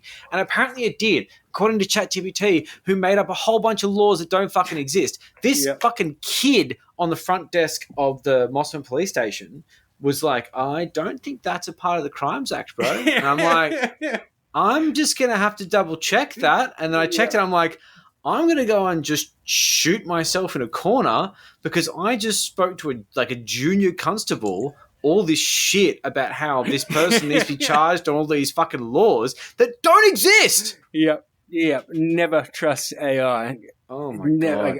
Like ask it, because it doesn't give you sources initially. You have to ask for sources. Ask it for sources and then search the sources. And then you'll get lied to by it with a page number. Yeah, I don't think I've ever had I don't think I've ever had him give me the right source. But they all sound like it's all like, it's just crazy how like Bob Mercer. It doesn't exist, but if it did exist, that's exactly exactly where it would be. Like that's I don't know. I don't know how that works, but it is amazing to me. I'm calling shenanigans. Anyway, keep going. Yeah. I mean, I'm not saying it's not. Yeah, because you don't want to be less cooked than me. I threw the gauntlet down. I think by the end of this, we'll see who's the more cooked one. So Anthony Fisher probably not inspired by the IPA, but anyway, what we do need to understand about Anthony Fisher though is that he did make his fortune off factory farming, and he was the man who introduced battery cage chicken farming to England. Oh, so that's dark. Yeah, so he is the founder of the Atlas Network. Yeah, and nice. He went on to assist the creation of over 100 think tanks across the world in the 80s with seed money from the Atlas Network. The Atlas Economic Research Foundation was founded in 1981 specifically to assist Ronald Reagan in the same way that the Institute of Economic Affairs had assisted Margaret Thatcher. But these days, and since shortly after that, the jewel of the Atlas crown has been the Heritage Foundation, or Heritage as it's just called these days. Yeah. And that year, 1981, Heritage published their Mandate for Leadership. It's a 20-volume, 3,000-page publication that contained 2,000 individual suggestions to move the government in a more conservative direction, focusing mostly on management and administration. In his first cabinet meeting, Reagan handed out copies of Mandate, and by the end of his first year, he'd implemented over half of those suggestions. And it's still alive and well today. Like, Project 2025, right?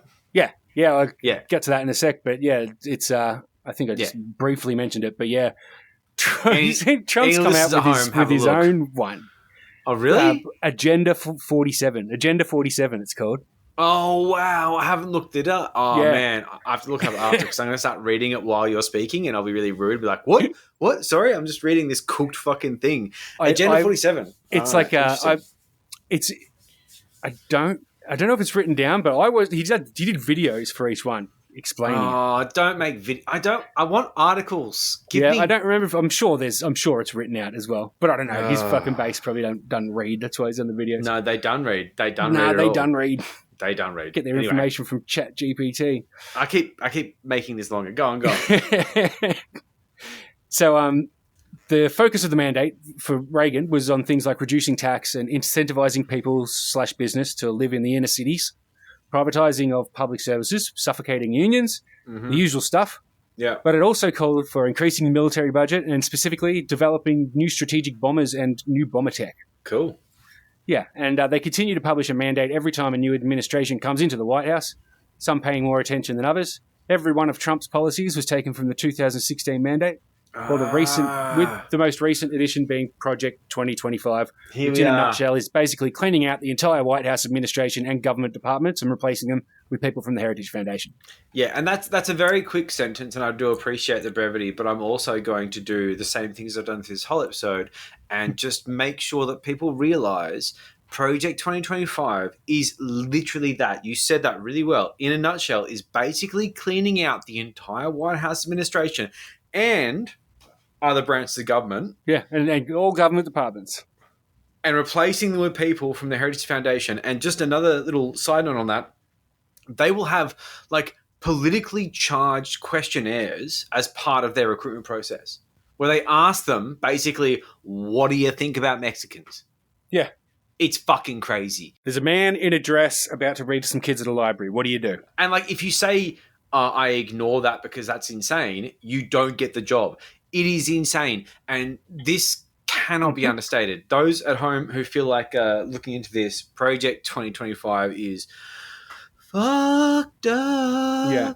And Agenda 47, if you want to hear Trump's more recent revised version. They did a breakdown of it on Behind the Bastards, maybe? Oh, okay. Or on their feed, one of their like offshoot things on their feed. Agenda 47, yeah. Because I must say, I don't get much from Behind the Bastards. And I don't say that as a competing podcast. Well, I follow it.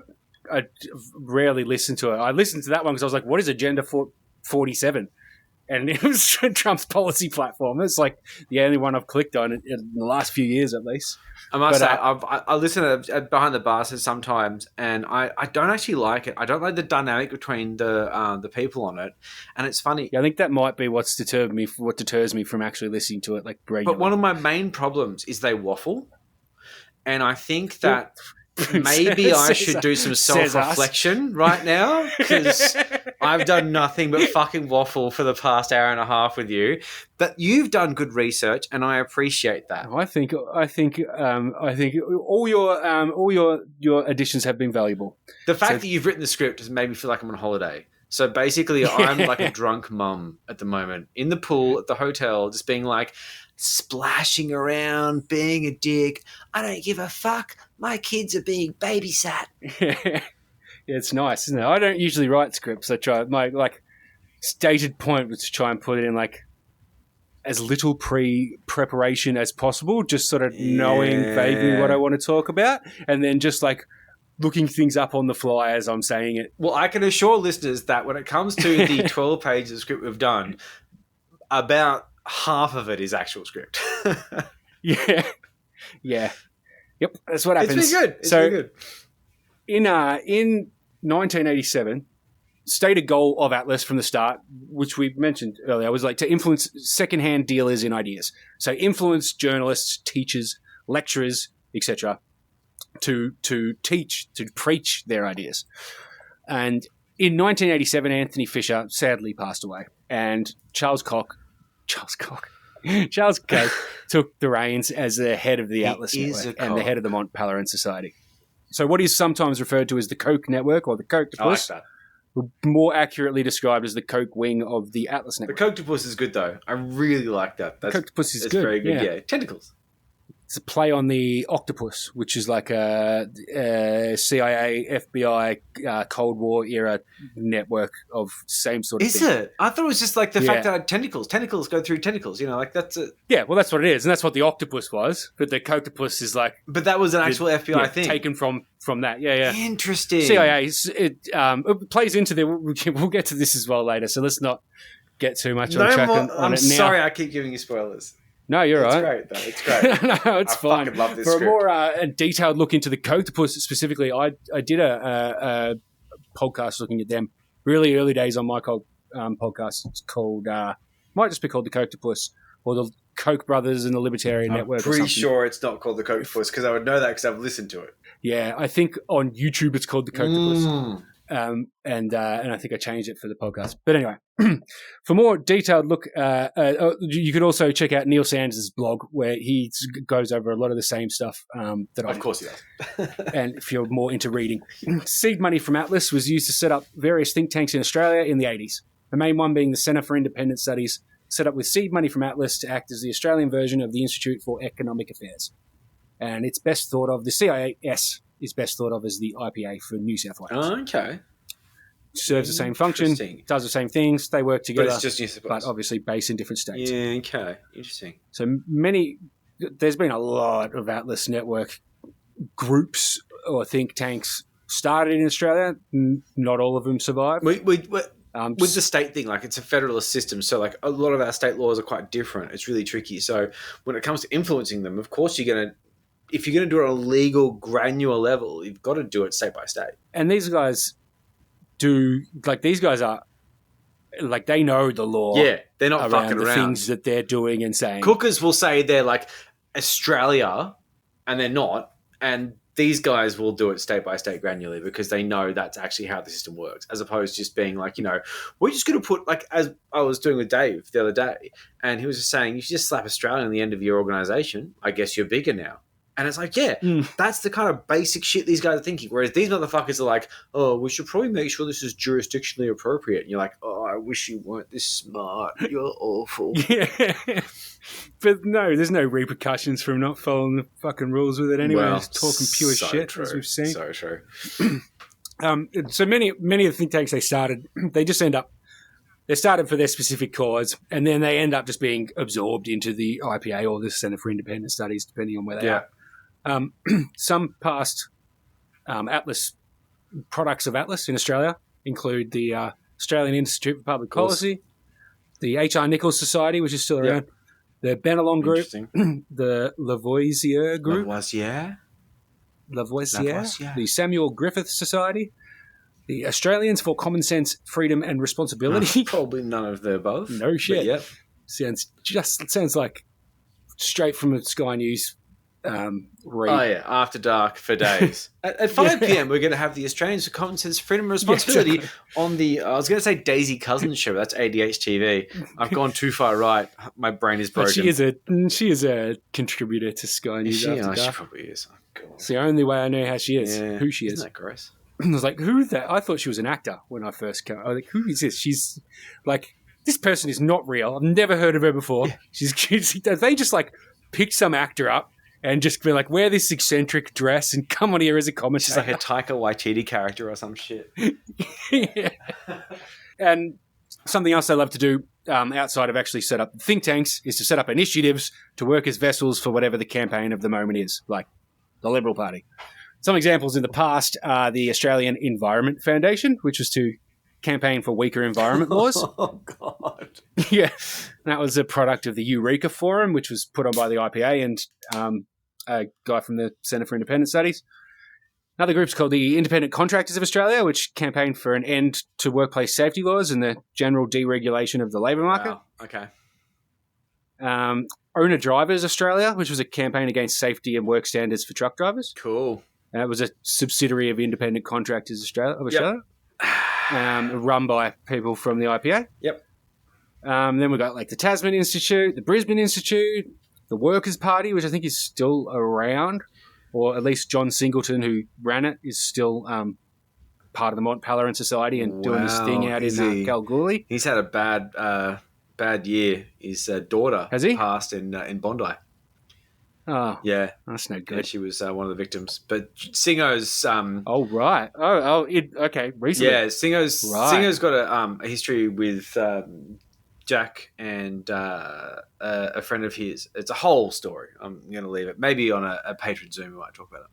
And actually, I did misspoke there. I mean, he was involved in the Workers' Party, but it's Ron Manners, who I was talking about, that is still a member of the Mont Pelerin Society and it's still doing his thing. Yeah. They started a Centre for Independent Study offshoot in New Zealand at some point, and they started an IPA in Singapore. Oh, okay, interesting. Yeah, why not? Also, the Sydney Institute, and the Institute for Private Enterprise, Australians for Common Sense, Freedom and Responsibility. I think we went over them already.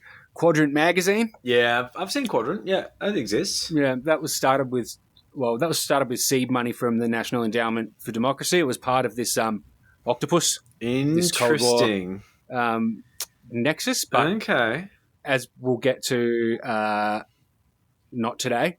Yes, we'll get to the ties between the NED and the Atlas Network. Man, I'm so keen for the other 30 odd pages of this. Well, the director of Atlas is a fellow of the National Endowment for Democracy. Interesting. So, even though on their website they state that they've never been endowed with any funds from the government, it's like you can just go onto the website of the National Endowment for Democracy and see the chairman of the Atlas Network on there, his picture, into the members of the fucking National Endowment for Democracy. That is cool. And most of those groups have been absorbed back into the IPA or the Centre for Independent Studies, or they just simply ceased to exist when their mission ended. And there's much more than that. You can spend hours just listening to various front groups over the last few decades. And in fact, I specifically chose ones pre-2010, pre-Abbott Credland regime, because I just thought that's where my void in information on the Atlas network was. And you can just do a little bit of a Google and find some other more recent ones. But because I'm trying to fill in some gaps with this endeavor, this is a lot here. And so the Abbott Credland regime, which I love to call it, was sort of the start of the online aspect. This is when the online thing kicked into gear around the carbon tax. Okay. Yeah, and if you look at, I don't think any of the links work anymore, but a lot of the groups, I did link on my Medium page at one point a whole list of them, of ones run by this sock puppet account, which I'll actually get to him a little later as well. But he was an IPA affiliate thing that's starting all these Facebook groups that were pushing conspiracy theories and around Dan Andrews during lockdowns. And anyway, if you look through where the accounts that started all those groups started, it's all these anti-Bill Shorten, pro-Abbott, all that sort of 2010 to 2013 era. And that's when the sort of modern online form of all this shit seems to have started. Didn't come to my attention until, the bushfires of 2019, 2020, really. But it's been there. Yeah, okay. But all you really need to know lately is that the most recent form of this is Advance Australia. Yeah. To an extent, the Liberal Democrats. Yeah. The Libertarian Party now, yeah, because they got their asses torn in that one, right? Yeah. Yes, because not that I don't think that was very fair on them, but also I don't care. Yeah. Yeah. And you could also look at smaller groups that sprung up during the pandemic, like I sort of touched on earlier. Victoria Forward, run by Edward Burke, the vice chair of the Liberal Party Sunbury branch. Which was staffed by Stephanie Bastian, the wife of Marcus Bastian. Also, at the time, she was doing these videos with Monica Smith for Victoria Forward during the start of COVID. She was also running communications for the office of Michael Sukar. Yeah. She's like a paid staffer of Michael Sukar whilst doing this. Fucking yeah. And they have their own, the far-right Victorian faction of the Liberals, which has all kinds of crossover with the IPA and seasoned experts at branch stacking, allegedly, according to The Age, plus Monica Smith, who then spawned Reignite Democracy. And if you look at all the early stuff around Reignite Democracy, it was the Reignite Democracy logo and the Victoria Forward logo on all their stuff. That's on your Medium, isn't it? That Free Victoria. Yeah, it's all documented. I've seen it on my somewhere. Medium page. It's either that or Daniel Morris. I'm guessing it's yours. You would have, it's well documented on my Medium page. But anyone who was wondering what the hell was going on during lockdowns would have seen that. Remember you can put an image on your profile picture, and there was that Free Victoria. It's the same. It's Free Victoria. It's like the same and then image. It had the Reignite Democracy logo on it and the Victoria Forward logo on it. It's a coincidence, or it's not. I'm not sure. Let's say. Well, the logo of Reignite Democracy, that flame thing, that is the same logo as Victoria Forward. A group called. No, it's the same logo as Generation Liberty. Generation Liberty, that's the one. Yeah, which is an IPA initiative being run through universities, which you actually have to pay like $5,000 to be a part of. It's like literally rich kids, parents, getting into politics. And she's not that person, though. No, she's not that person at all. But their logo is it's the same image. It's a very strange thing. It's either coincidence, or she stole it, or there's something else going on. I'm just not sure. As I've outlined on my blog, the Reignite name, the Reignite theme, so branding, for lack of a better term, as well as Reclaim, and as well as Forward, these are all have been used by Cambridge Analytica itself in their previous campaigns from 5-6 years earlier. They started an AstroTurf organisation called Nigeria Forward. Yeah, okay. There's Reclaim. Reclaim's just a massive one around anything to do with like the Cokes. Yeah. But Reignite Britain. Reignite Britain. Yeah. Interesting. There was a group called Reignite Britain's Promise, and that was started by a UKIP guy, so links to Cambridge Analytica there. But there's actually, when I spoke to Neil Sanders on my podcast, he's like, it's funny, I was reading your blog and I saw something that stood out. There's just been a new political group start up called Reignite Britain. Interesting. Fucking hell. I mean, look, you know. But, you know, there is a video online of apparently the naming of that. And there was like a guy that was on a call with him and suggested Reignite. And that guy, like, I can't find anything about that guy after that call. But, like, yeah, it does seem to be a coincidence, but a fucking funny one at that. Yeah. I had when we named this podcast, I was doing a train trip up to see my friend Isaac in sort of the north of New South Wales. The whole point was basically to sit on this train with no mobile reception and nut out some ideas and sort some things out. And one thing I really wanted to do was figure out what the fuck I was going to do with this podcast. And I was pitching it to Jack, and basically, who's a friend of mine, but also we weren't partners in crime. We're just sort of drinking mates every now and then. And I wrote down about like 2 pages of names of just random shit. And I was listening to the Pussifer song, Conditions My Parole, and I was like, conditional release program. And I put it on the page and I scanned them and I sent them to him. And he said, oh, obviously a conditional release program. And I had all these fucking great names that I loved that I thought were like infinitely better than this one. He's like, well, obviously that one. I'm like, obviously fucking what, mate? They were great fucking names. He said, no, it's conditional release program. And I love it. And I'm really glad he picked it. But I had like 30 names, and I must say there are a few which I thought were really cracking, real conspiratorial nonsense. But he came from a good perspective where he was like, no, just do that. But what I can say with this sort of stuff is that, like, as cooked as I am, the power of coincidence is incredible, but the power of collective conspiracy does exist, and these aren't things that like 9/11 that require 20,000 people to stay quiet and not tell anyone. These are just things where basically someone goes, oi, we share the same ideas. Here's a logo and here's an idea for an organization. I reckon you'd do great doing it. And then you can go forth and conquer. That's all it takes. Because it's influence. Think tanks are influence. And then they're locked in to this information network that like supplies, talking Hey, points. maybe you should do this.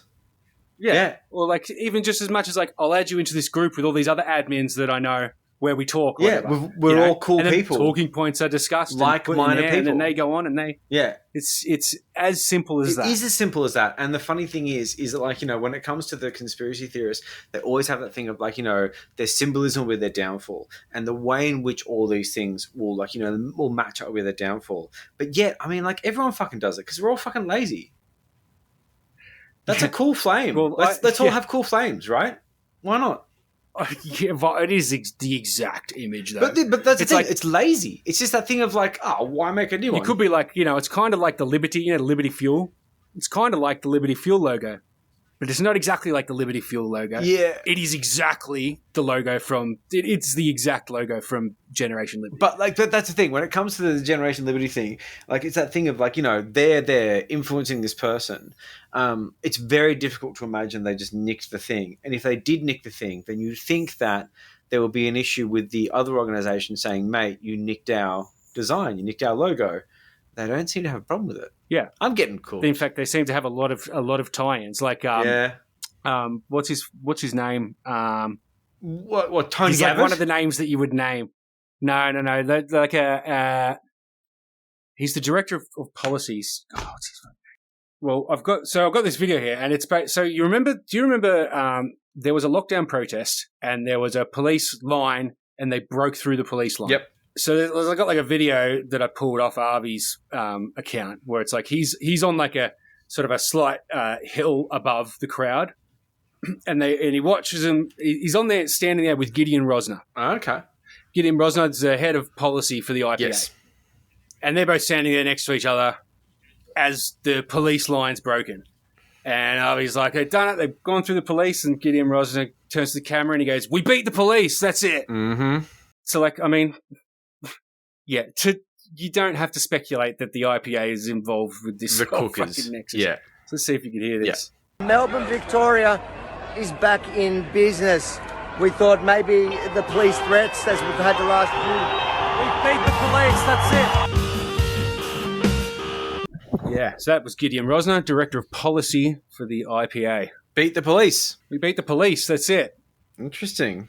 Yeah. Yes. So there's currently 9 official think tanks associated with Atlas in Australia and New Zealand. They are the Australian Institute for Progress, the Australian Taxpayer Alliance, the Centre for Independent Studies, the H.R. Nichols Society, the Institute of Public Affairs, Liberty Works, who's responsible for CPAC, the Mankel Economic Education. Yeah, Mankel Economic Education Foundation. They're I looked them up recently because you showed that to me. Western Australian one, yeah. And the New Zealand Taxpayers Union and the New Zealand Initiative. And in a geopolitical sense, Atlas has been very active lately. They've been very active for a while now, but especially lately. It's been great to see plenty of reporting coming out of New Zealand regarding the new government there and their ties to the Atlas network. It's actually been really impressive. Really? Yeah. Is it stuff? As soon as the government was in, one of the Labor Party MPs stood up in Parliament to put on the record, asked them to disclose all their ties to the Atlas network. What? Yeah, and that set off a bunch of like bloggers and journalists who look into the Atlas network and start writing articles about who they are and the ties between them and the current government. And why are they so constantly better than us? I know, it's bullshit. I know. Suck it. I think it's cold over there. And it's interesting. So like they enjoyed a sustained campaign against Jacinda Ardern, which started around. Yeah, it started around the same time as all the Dan Andrews stuff started. She got like transvestigation bullshit on her and everything. It was fucking insane. Yeah, and it was going around in all those, because I was in all those groups keeping tabs on it and being like, what the hell is going on here? And Jacinda Ardern memes and everything were just in constant rotation. But also the most like inert and pleasant, socially progressive, but there's just like so inconsequential. Yes. Yeah, but she spoke at the World Economic Forum, Joel. Oh, God. And the pandemic, of course, but, God forbid we save some lives. This is the thing, like, back to, like, the stated points that we went over at the start, being like almost an admission of guilt that also disarms accusations against them. Like the World Economic Forum serves as that vehicle for the Atlas network, because start talking about this other network that politicians are involved with. It sounds like you're talking about the conspiracy theories around the World Economic Forum. Sounds like competition. Well, yeah, but it's like I know a good friend of mine is a Kiwi in New Zealand, is full wrapped up in this. He's produced a documentary recently about doctors being silenced, trying to speak out against the vaccines. That's how in amongst it she is. And I'm trying to show her this information, like, a lot of this stuff is just an election campaign and talking about the Atlas network and whatever. And it's like, it doesn't register with her because she's that informed on conjecture around the World Economic Forum that to her, it's like, well, good, something's got to stop the World Economic Forum. You know what I mean? Well, the interesting thing about the World Economic Forum is that let's go for the World Economic Forum just slightly. I'm sorry to put this aside because we're already at 2 hours, but I don't give a fuck. We're going to get there eventually. We're almost done. We are close. Yeah. Javier Milei, the recent fucking ANCAP dickhead president of Argentina, spoke at the last World Economic Forum. Should we be angry at him? Should we be angry at him? And you know what happened? You mean when he spoke? You know what's happened? He got a resounding applause. And do you know why? Because what his plan is to reduce the rights of his citizens to the point where they are merely fucking pawns in a game of capital chess. And in that situation, the people playing chess, the owners of capital, are winning in a big way. Now, we are not seeing from Bozy. We're not seeing from Guru. We're not seeing from the usual nonsense. We need to be upset with Javier Milei because he went to the World Economic Forum and he was applauded by the fascists in the crowd. No, we're not hearing that. And why? It's because the same motherfuckers we're talking about have told us not to pay attention to that. Where anyone else, Jacinda Ardern types, who go and speak to the World Economic Forum in a similar sense, which I don't believe they even did. I don't remember Jacinda Ardern talking to Davos to some rapturous applause by a bunch of capitalist pigs. I've seen photos of her like giving a speech with World Economic Forum, logo behind it. At Davos? I don't know. I don't know if it was at Davos. I have no idea on the I don't know. Context is everything, Joel. I have what no idea on the context. What I will fucking say is that guy that all these motherfuckers are cheerleading, which fucking, people like John Ruddick think are fucking God because they vaguely prescribe to their similar ideals. Senator Abbott. Fucking A, exactly. Went and addressed the World Economic Forum to rapturous applause by capitalists who see his country as an opportunity to exploit a nation that has just basically said, you know what? All of these structural economic reforms from the International Monetary Fund that have crippled my country for years through neoliberal policies that have prevented me from actually fostering some kind of domestic industry, you know what? Fuck it, I'm going to go one further. And the IMF is like, would you like more money then? He's like, yeah, sure, give us more loans. Fuck it, we'll be fine. Because don't worry, investment money's coming because I'm going to make sure my people work for basically nothing. I'm going to smash the unions and everyone is going to be a fucking peasant. And people like Elon Musk are going to say, you know what? Invest in Argentina. And you know why? Because there's no fucking labor laws anymore. Yeah. Well, that's the World Economic Forum. That is what makes people clap at the World Economic Forum. And people who say the World Economic Forum is evil, well, if you do not say that Javier Milei is a part of that cabal, then you are full of fucking shit. Anyway, sorry, big digression, but it pisses me off. Yeah, I mean, you can apply that to infinite shit things. Yeah, pretty much any of the shit they talk about. It's like, they're out there like Craig Kelly's chief of staff or whatever during the election campaign had to step down because of allegations of abuse. And meanwhile, he's running on he's trying to get in on the anti-pedophile crowd. Oh, yeah. And they turn a complete blind eye to it. Yeah. Oh, totally. I can't remember the guy's name, and I'm happy not to name him, but background Frank briefing or something like that. Yeah, Frank Zumbo or something. I don't know. Yeah, I don't want to Ben Cohen someone, so I don't want to say the wrong name. Not Franco Cosco. No. Great man. He's also dead, so we can't defame him, which is good. But bless his heart. But yeah, there was a guy in the office who was totally fucked up. Background Briefing has a thing on that in the Whistleblowers series. If you want to know more about that, it is really quite alarming and really intense. Background Briefing is great anyway. You should listen to all of them. I posted something on my Facebook page yesterday. I saw something on Twitter. 86 current public servants in Tasmania have been stood down from allegations of child abuse. 86, Jesus. and they're still on the payroll. They're just not working, and the government has not answered any questions as to what's going on with charges. Oh my God! Yeah, is it a coincidence that that's a Liberal government? Yeah, and we're not seeing that from Cookers.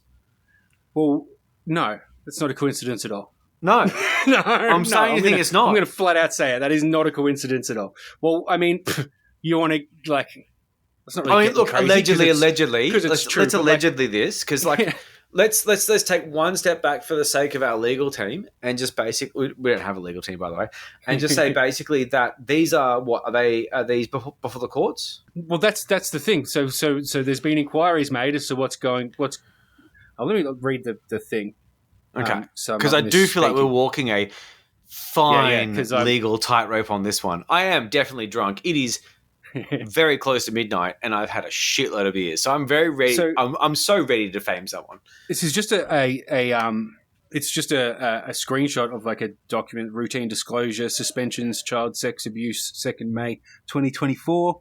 Okay, and it has 86 state servants in Tasmania that have been suspended from duty as a result of allegations child sexual abuse. Most are suspended on full pay, many for years, and the government can't point to a single prosecution or firing. Interesting. Okay. Well, there's no prosecutions, no firing. Yeah, they're just they're not working though. They're just getting paid. They just stood down. Wow. Imagine getting a holiday for being a... Anyway, I'm not going to say anything politics. That's politics, mate. Jesus. But that's public service, right? That is a little different to politics. Yeah. But is that, do we know what sector of the public service, or is that just Tasmanian public service altogether? It's got to be the whole thing, because that's a huge number. It's just from the document is the routine disclosure notifications of state servant suspensions from duty as a result of allegations of child sexual abuse since October 2020 up to May 2024. Wow. I can't read the other text; it's too small, and I can't zoom in. But, That's right. Look, we will get there. I'm we'll going to get say there. that is something we maybe should come back into the next part, but that is intense. Anyway, where were we? So where I wanted to were we? so we were talking about New Zealand, right? Right. And so there was this campaign that was going on along the same campaign that was happening here against Dan Andrews at the same time was happening in New Zealand against Jacinda Ardern. And they were very similar, weren't they? Yeah, and like Jacinda Ardern would come around here, and then like all these memes of Andrews and Ardern together would go around both countries, silos of disinformation. Yeah, totally agree.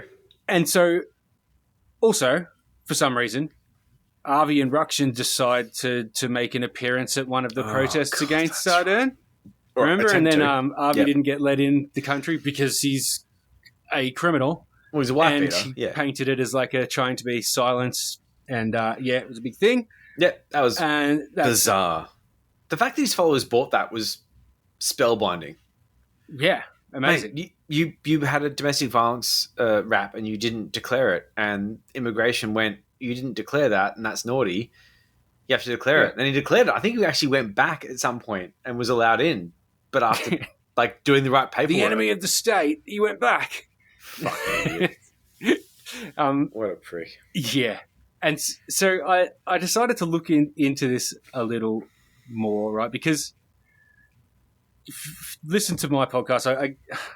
I came across this cult called the I Am Activity that is super influential, right? Yeah, Sasha Stone is sort of like appears to be a central figure of this nexus of information. Mm-hmm. And Ricardo Bosi and Sasha Stone, as well as Pete Evans,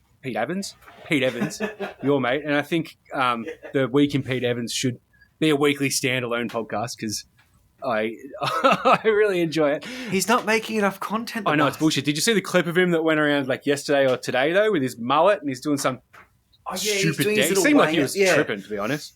It's the worst thing with a podcast format. You can't use that because he's just like wanging his hands around and being mental. Audio. There's no visual. It doesn't work. Yeah, there's no audio. There's nothing.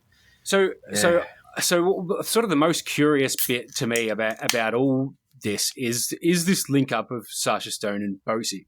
At the start of the pandemic, Sasha Stone did this like this worldwide or international conglomerate of influencers.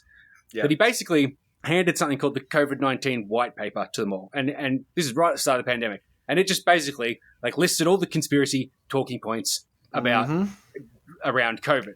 Yeah. And this was given to like Thanos Panagidis and Pete Evans and Ricardo Bosi. Yeah. And so I thought I'd have a look to see if there was a New Zealand representation there. And what do you know? One of the initial Kiwi cookers was a part of this meeting with Sasha Stone. Not And surprised. I dug into his past, and like Bosi, he's also former SAS. Ooh, interesting. Yeah. That is very interesting. Because, Sasha Stone is... so Tinfoil Tales have done Sasha Stone, I believe. Yeah. And he's a big pain in the ass. He's not a good person. I've done hours upon hours on him. Maybe it's you that I'm thinking of. Maybe it's both of you. More recently, but I've done, several multiple hour long things centered on him. I think I might be thinking of you. He's they definitely did one. His dad was he was part of the Rhodesian regime. Yeah. His dad was was one of the British representatives, ran the university in Rhodesia. And his dad was a Rockefeller Foundation fellow who ran political warfare for the British post World War II. Wow, it's not good. And so it's amazing that he is the center of the conspiracy crowd.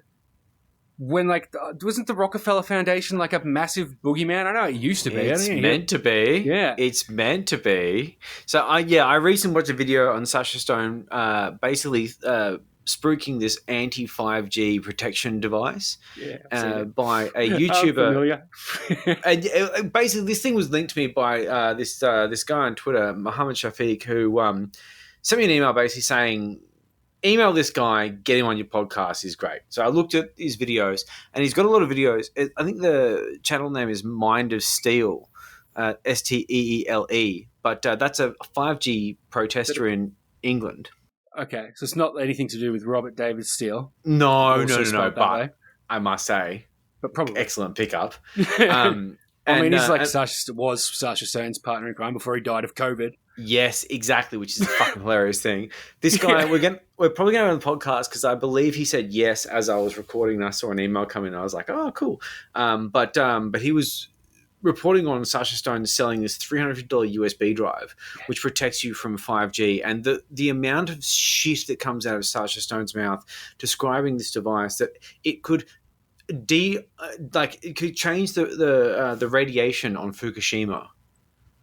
It could change the Schumann resonance. It's like the insane shit that comes out of this arsehole's mouth. Sacha Stone is detached from reality, but he's got consummate access grifter. to free energy. He's just a complete fucking bullshit artist. He's a very med kind of guy. I'd be very surprised if you hadn't pushed that on people. But either way, he's just a fucking con artist of the highest order. Do you want to know something that sounds conspiratorial as fuck, but is just a fact? Ooh. He is funded by Ciro Orsini, who is the nephew of a guy called Pepe Orsini, who is known as the Grey Pope. The Orsini family is one of the most powerful Venetian nobility families that go back hundreds of years. Really? Yeah, and Ciro's two brothers used to manage Sacha Stone's band when he was a musician. Shitty fucking band. Okay, and now they're all cookers together. And so Ciro, he's like, there's pictures of Ciro with like every celebrity you could ever think of. Yeah. I'm guessing music management is a thing in the family. Okay. Seems like. And yeah, he bankrolls Sacha Stone and bankrolled the fucking QAnon adjacent International Tribunal for Natural Justice. Natural Justice, yeah. ITNJ, yeah. Yeah, which interestingly, the logo of that is the Jesuit logo. It's the same fucking thing, right? Amazing. And this happened side by side with the findings of the inquiry into the institutional response to child sexual abuse happening in Australia. Wow. And some very questionable abusers that weren't looked at by the commission were in liaison with that International Tribunal of Natural Justice, which obviously has ties to the Vatican. Obviously, yes. He's a fucking Jesuit son. This is the Venetian fucking nobility. They are known as the Black Nobility because they turned their backs on Italy and decided to side with the Pope when they tried to overthrow the Pope. That's like interesting. Yeah. So as the churches were going down, all this shit's coming out. They start this tribunal and basically point the finger at everyone else, saying everyone else does that shit but them. Yeah. You are such a fucking sucker for Catholic conspiracies. I love it. It's great. It's not Knights of Malta, all that shit. Look, it's not a choice. That's just where we end up. That's what is at the root of this. And I'm so glad you're doing this. I'm working on something at the moment, and it won't be out for a long time because it's a fucking endeavor.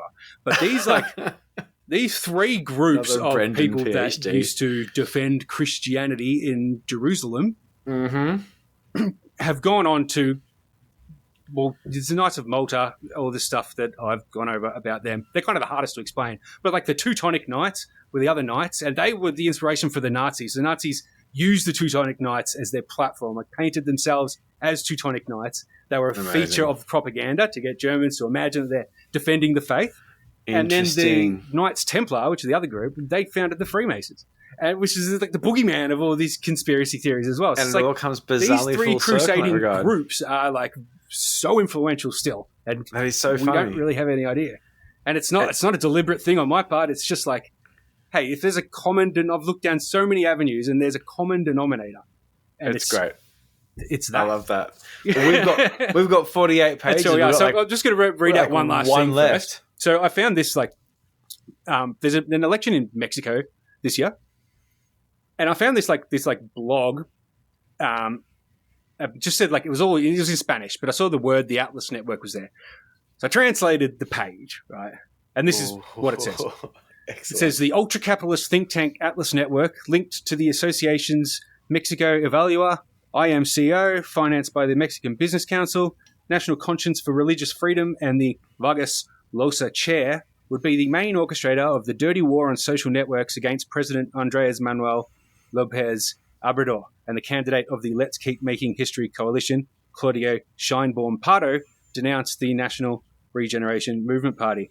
At a press conference, the leader of Morena accused the Atlas Network of being behind bot farms that poison the conversation on platform trends such as hashtag narco president AMLO and hashtag narco candidate. How fucking interesting. Delgado went further and pointed out that the agencies of the United States Department of Justice and transnational oil, pharmaceutical, and tobacco companies are the ones that finance the Atlas Network. Mm-hmm. Of the latter, he insisted that it clearly aims to destabilize progressive and left-wing governments. Mm-hmm. They are international companies that have specific interests in the countries. It's not that they are altruistic, they have a specific interest. Oil companies, pharmaceutical companies, cigarette companies, Shell, ExxonMobil, Pfizer, and Philip Morris finance the Atlas Network. We also know there are indications that some agencies of the United States of the Department of Justice are linked to the Atlas Network, and Atlas becomes the axis of these campaigns and is related to different organizations and foundations like Mexico Viva and the IMCO. He warned that this is an international strategy of many millions of dollars. This costs, it's not free, via the Atlas Network to destabilize the democratic process in our country using social network fear to try and discredit our government and our candidate. Likewise, he pointed out that the candidate for some other party is associated with the dirty media war because on a recent tour of Madrid, she met with the International Foundation for Freedom linked to the Atlas Network. So, interesting. Surprise, surprise. Translate a random website from Spanish and it's just saying this same shit. It's the same party line. That being said, it's so much more profound coming from Mexico when it sounds like they've really got their claws in the government there, not on like a lobbyist or a fringe base, but really in a very intense and Anyway, look, I want to just pick up on one thing there quickly. Pfizer, right, is a massive donor to Atlas, which might sound ridiculous considering that, Pfizer's been a very central boogeyman to things related that are I want to hear you working on this. Yeah. That are related to the Atlas Network. And I don't know, it's very interesting to me that nobody believes adverse vaccine stories, even though there are real ones. Yeah. Because of the amount of bullshit that has been flooded through these groups. Yeah, okay. So do you think that basically one of the incentives to fund this nonsense is to flood the zone with shit? Yes. It's a stated tactic. Flood the zone with shit. Okay, so I'm not going to give away too much, but I know someone who worked for Merck in the wake of the Vioxx situation. Where people died as a result of that drug, and it was a big deal. It was a big deal. I'm not familiar, but so basically, I believe it was maybe like a painkiller that had a heart attack side effect. Right. Either way, people died who shouldn't have, and the general sort of collective cleanup on that was very intense on a very internal sort of scale. But when it comes to pharmaceutical companies and the way in which they offset their risk to their profit, it's the Fight Club thing. When Tyler Durden are sitting there, sorry, spoiler alert, explaining what he does for a living, basically going and checking whether it is more expensive to do a recall or to just let the status quo go. I understand that, flooding the zone with shit is a tactic and a consequence, whether intended or not, of this zone being flooded with shit during the pandemic was people just taking any negative stories on the vaccine with a grain of salt. Yeah. Because there's so much shit out there. It also, an enduring thing of... so, as someone who is vaguely anti-Big Pharma, as an ex-conspiracy theorist, and I say that in a loose sort of term, but an ex-conspiracy theorist, in the sort of Brent Lee sort of term, but less insane because he went mental. But, when it comes to this idea of Big Pharma, man, I've been talking shit about Big Pharma since I was a fucking, teenager. big time. Yeah. But the funny thing is, my co-host wouldn't be alive without Big Pharma. Yeah. I find it very difficult to they do good reconcile work. these things. Yeah. But at the same time, like, you know, I do look at these things, like I say, with the Vioxx thing, where people died who shouldn't have as a result of legit negligence. And corporate-wise, they basically just try to say, oh, whoops, we won't do that again, whoopsie-doozies. But at the end of the day, this is the issue when it comes to things like pharma and housing. You will find it very difficult to balance the interests of the person you're trying to help. If you want to give someone shelter, but then you can exploit them for that, you may very well find yourself endeared to exploiting them. Same thing with health in even much bigger scale. If you have the option to save someone's life, well, maybe they'll sell everything, including their shoes, to get that drug to survive. Yeah, Well, or like if you've got a new technology that people aren't familiar with or entirely comfortable with, like an mRNA vaccine, and you want to get it out there, you want to make sure maximum people have it. You can hope for the best with good public health messaging, or you can make it so fucking confusing that people just don't believe anything negative and just default to like, well, I don't know what to believe, but they're saying to have it, so let's just have it. Yeah, that's So interesting. you could have an altruistic intent at the end of the day, but also be a bit sinister and radicalize a fuckload of people along the way, which is not on. Not great, but I would err on the side of caution on it and say that, like, the vaccine was blah blah blah effective blah blah. But I would say is that good I'm not saying the boardroom. vaccine wasn't effective. No. But a good boardroom in a situation like that where it was rushed to market would be quite smart in doing risk mitigation. And risk mitigation there is basically saying, if this does turn bad, make sure we have control over both sides of the spectrum if it does. Yeah. And that makes a lot of sense. Controlling the narrative.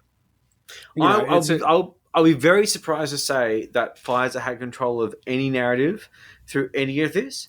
But at the same time, I must say, we did trust a lot of things. And when it came down to the actual pandemic, as opposed to now, in retrospect, where everyone's sitting here, most of them had 2 jabs anyway, and they're being fucking dicks about it, saying, I would have been fine. I would have been fine with COVID. I got it in 2021, but I would have been fine.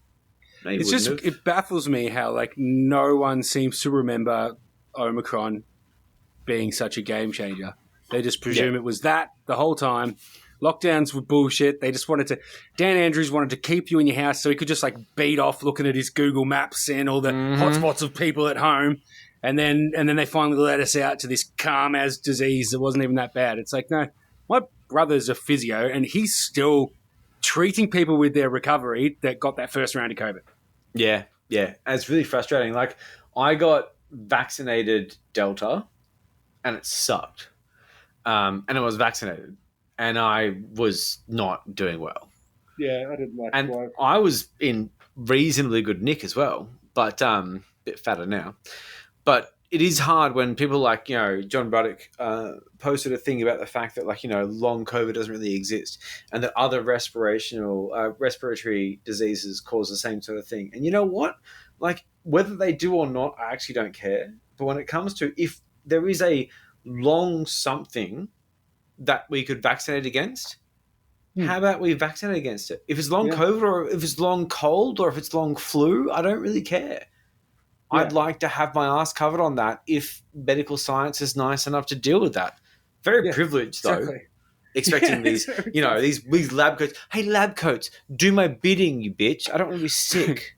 I have no time for this. I'm busy going to the pub. Height of privilege for me. The other day I went to get my flu shot 2 days ago and I thought it was free, but they wanted $20, so I didn't get Motherfuckers. it. That's my fucking privilege on show. Yeah. It's like, I'm not paying for it. This is going to be good to take. I've worked with old people, so I got free flu jab, and I went to my doctor and I said, I'm getting my free flu jab because I work with old people. He's like, oh no, you got to pay for it. I paid for it, but I was like, fuck you. Yeah. It's only $20. It was something like $30. Yeah, I think it was 30. But it was like, you bastard. Yeah, you son of a bitch. But Didn't I had expect it. So no. I had the flu like a decade ago, and I swear to God, I was going to die. I think it's actually I got, arguably worse than COVID. I got the bad strain that was going around just after COVID. Yeah, okay. And it was like I can't remember if it was A or B that I got, but I got the worst one of the bad flu strain. That was way worse than COVID. Yeah. Like It's not COVID was over in a couple of days. This was not fun. I was like, oh my God, this is like so much worse. But the issue for me is that like it's the vaccine. Like I've been vaccinated against the flu since I've only had the flu once, as far as I know, and that time I'd never been vaccinated in my life for a lot of things, to be honest, and I got killed. And after that, I've got vaccinated every year. I've even been in clinical trials for fucking flu shots because I'm just like, look, if you got a better one, sign me up. I don't give a shit. As long as there's no placebo involved, because I'm definitely taking the fucking jab. Anyway, we are digressing very, very hard. But I'm sure everyone on the Atlas Network is vaccinated. I wouldn't be surprised. Well, Rupert Murdoch was like the first. He got vaccinated in the UK before the Queen. Yeah, that checks out. It's like, where's the fucking real power there? Yeah. Yeah. Well, like, hey, excuse me, miss. I know you're very close to death, and I'm somehow still. I'm going to get married again. Yeah, that's it. Yeah, I think that was probably the get... Jerry Hall era, which was a good one. I like that. It lasted about 3 minutes. So, all right. So, Earseed is your musical project. Yeah, and you're launching an album. Yeah, I got an album coming out. Not even a week from when we're recording this. Basically, I do a lot of digging around the roots of different things related to this whole shit show on my podcast, but I kind of shy away from coming to any conclusions. I just kind of, I imagine myself just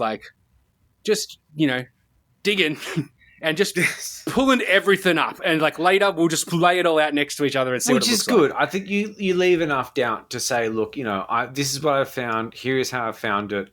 Blah blah. Come to your conclusions as such. Yeah, I'm not going to tell you how to think. Yeah, but so basically, what the album is my my wild speculations on not just regarding COVID and things like that, but like what the broader end game is here, and because there's a lot of groups with just as much financial interest in the Atlas Network and doing adjacent things as the Atlas Network that are sort of forgotten about, and when you sort of look at all their sort of even stated goals, and then all the things they've been involved with leading up to today and how it all fits together, paints a very interesting picture, but not a picture that I'm willing to say on a microphone because it sounds fucking crazy. So I wrote an album of music about it because I think that shit is fun.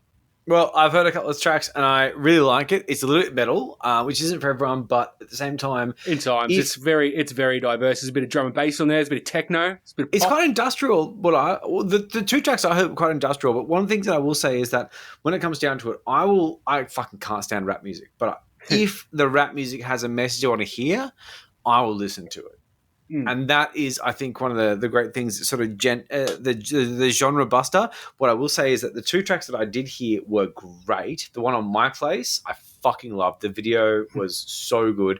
Anyway, so that's the one thing I want to plug here, but also the Dirt Unit. And one thing that you guys need to be very aware of, because of course listeners to the podcast will know Daniel Morrison and his work very well, because we continually plug him and we're about to get him back on because I think Jack wants him to do another thing on his latest article. These guys are doing a thing together. The Weaponized Unreality series is fucking great. And there's also a series called The Ballad of Harry Bridges about an Australian unionist who went to the States, and it's fucking awesome. The most influential Australian you've never heard of. Exactly. So look, it's once again... He was actually the seed of all the non-Atlas Network side of all this. The family, the prayer breakfast group. He's the reason all that stuff was started. Interesting. Okay. Yeah. Interesting. Either way, what I'm going to say here is that you know how to use the Trove function of the National Library, which means that clearly you know something, because that's insane and weird, and I like it. So listen to the Dirt Unit. You've got a lot of hours of footage there. We're going to come back for part 2 of what I think 3 or 4 at this point. So we'll aim for 3, but we'll see. We'll see. Yeah, and we might do a few little overflow episodes as well, but we were going to do an extra thing, but we've run There's a lot here. Time. And this is the thing, like I said at the start, like to understand, to really have a grasp on like why we need to be up to speed with this, you know, what the Atlas Network's up to. We need to understand the full picture, because we can't have any chance of sort of anticipating what's next.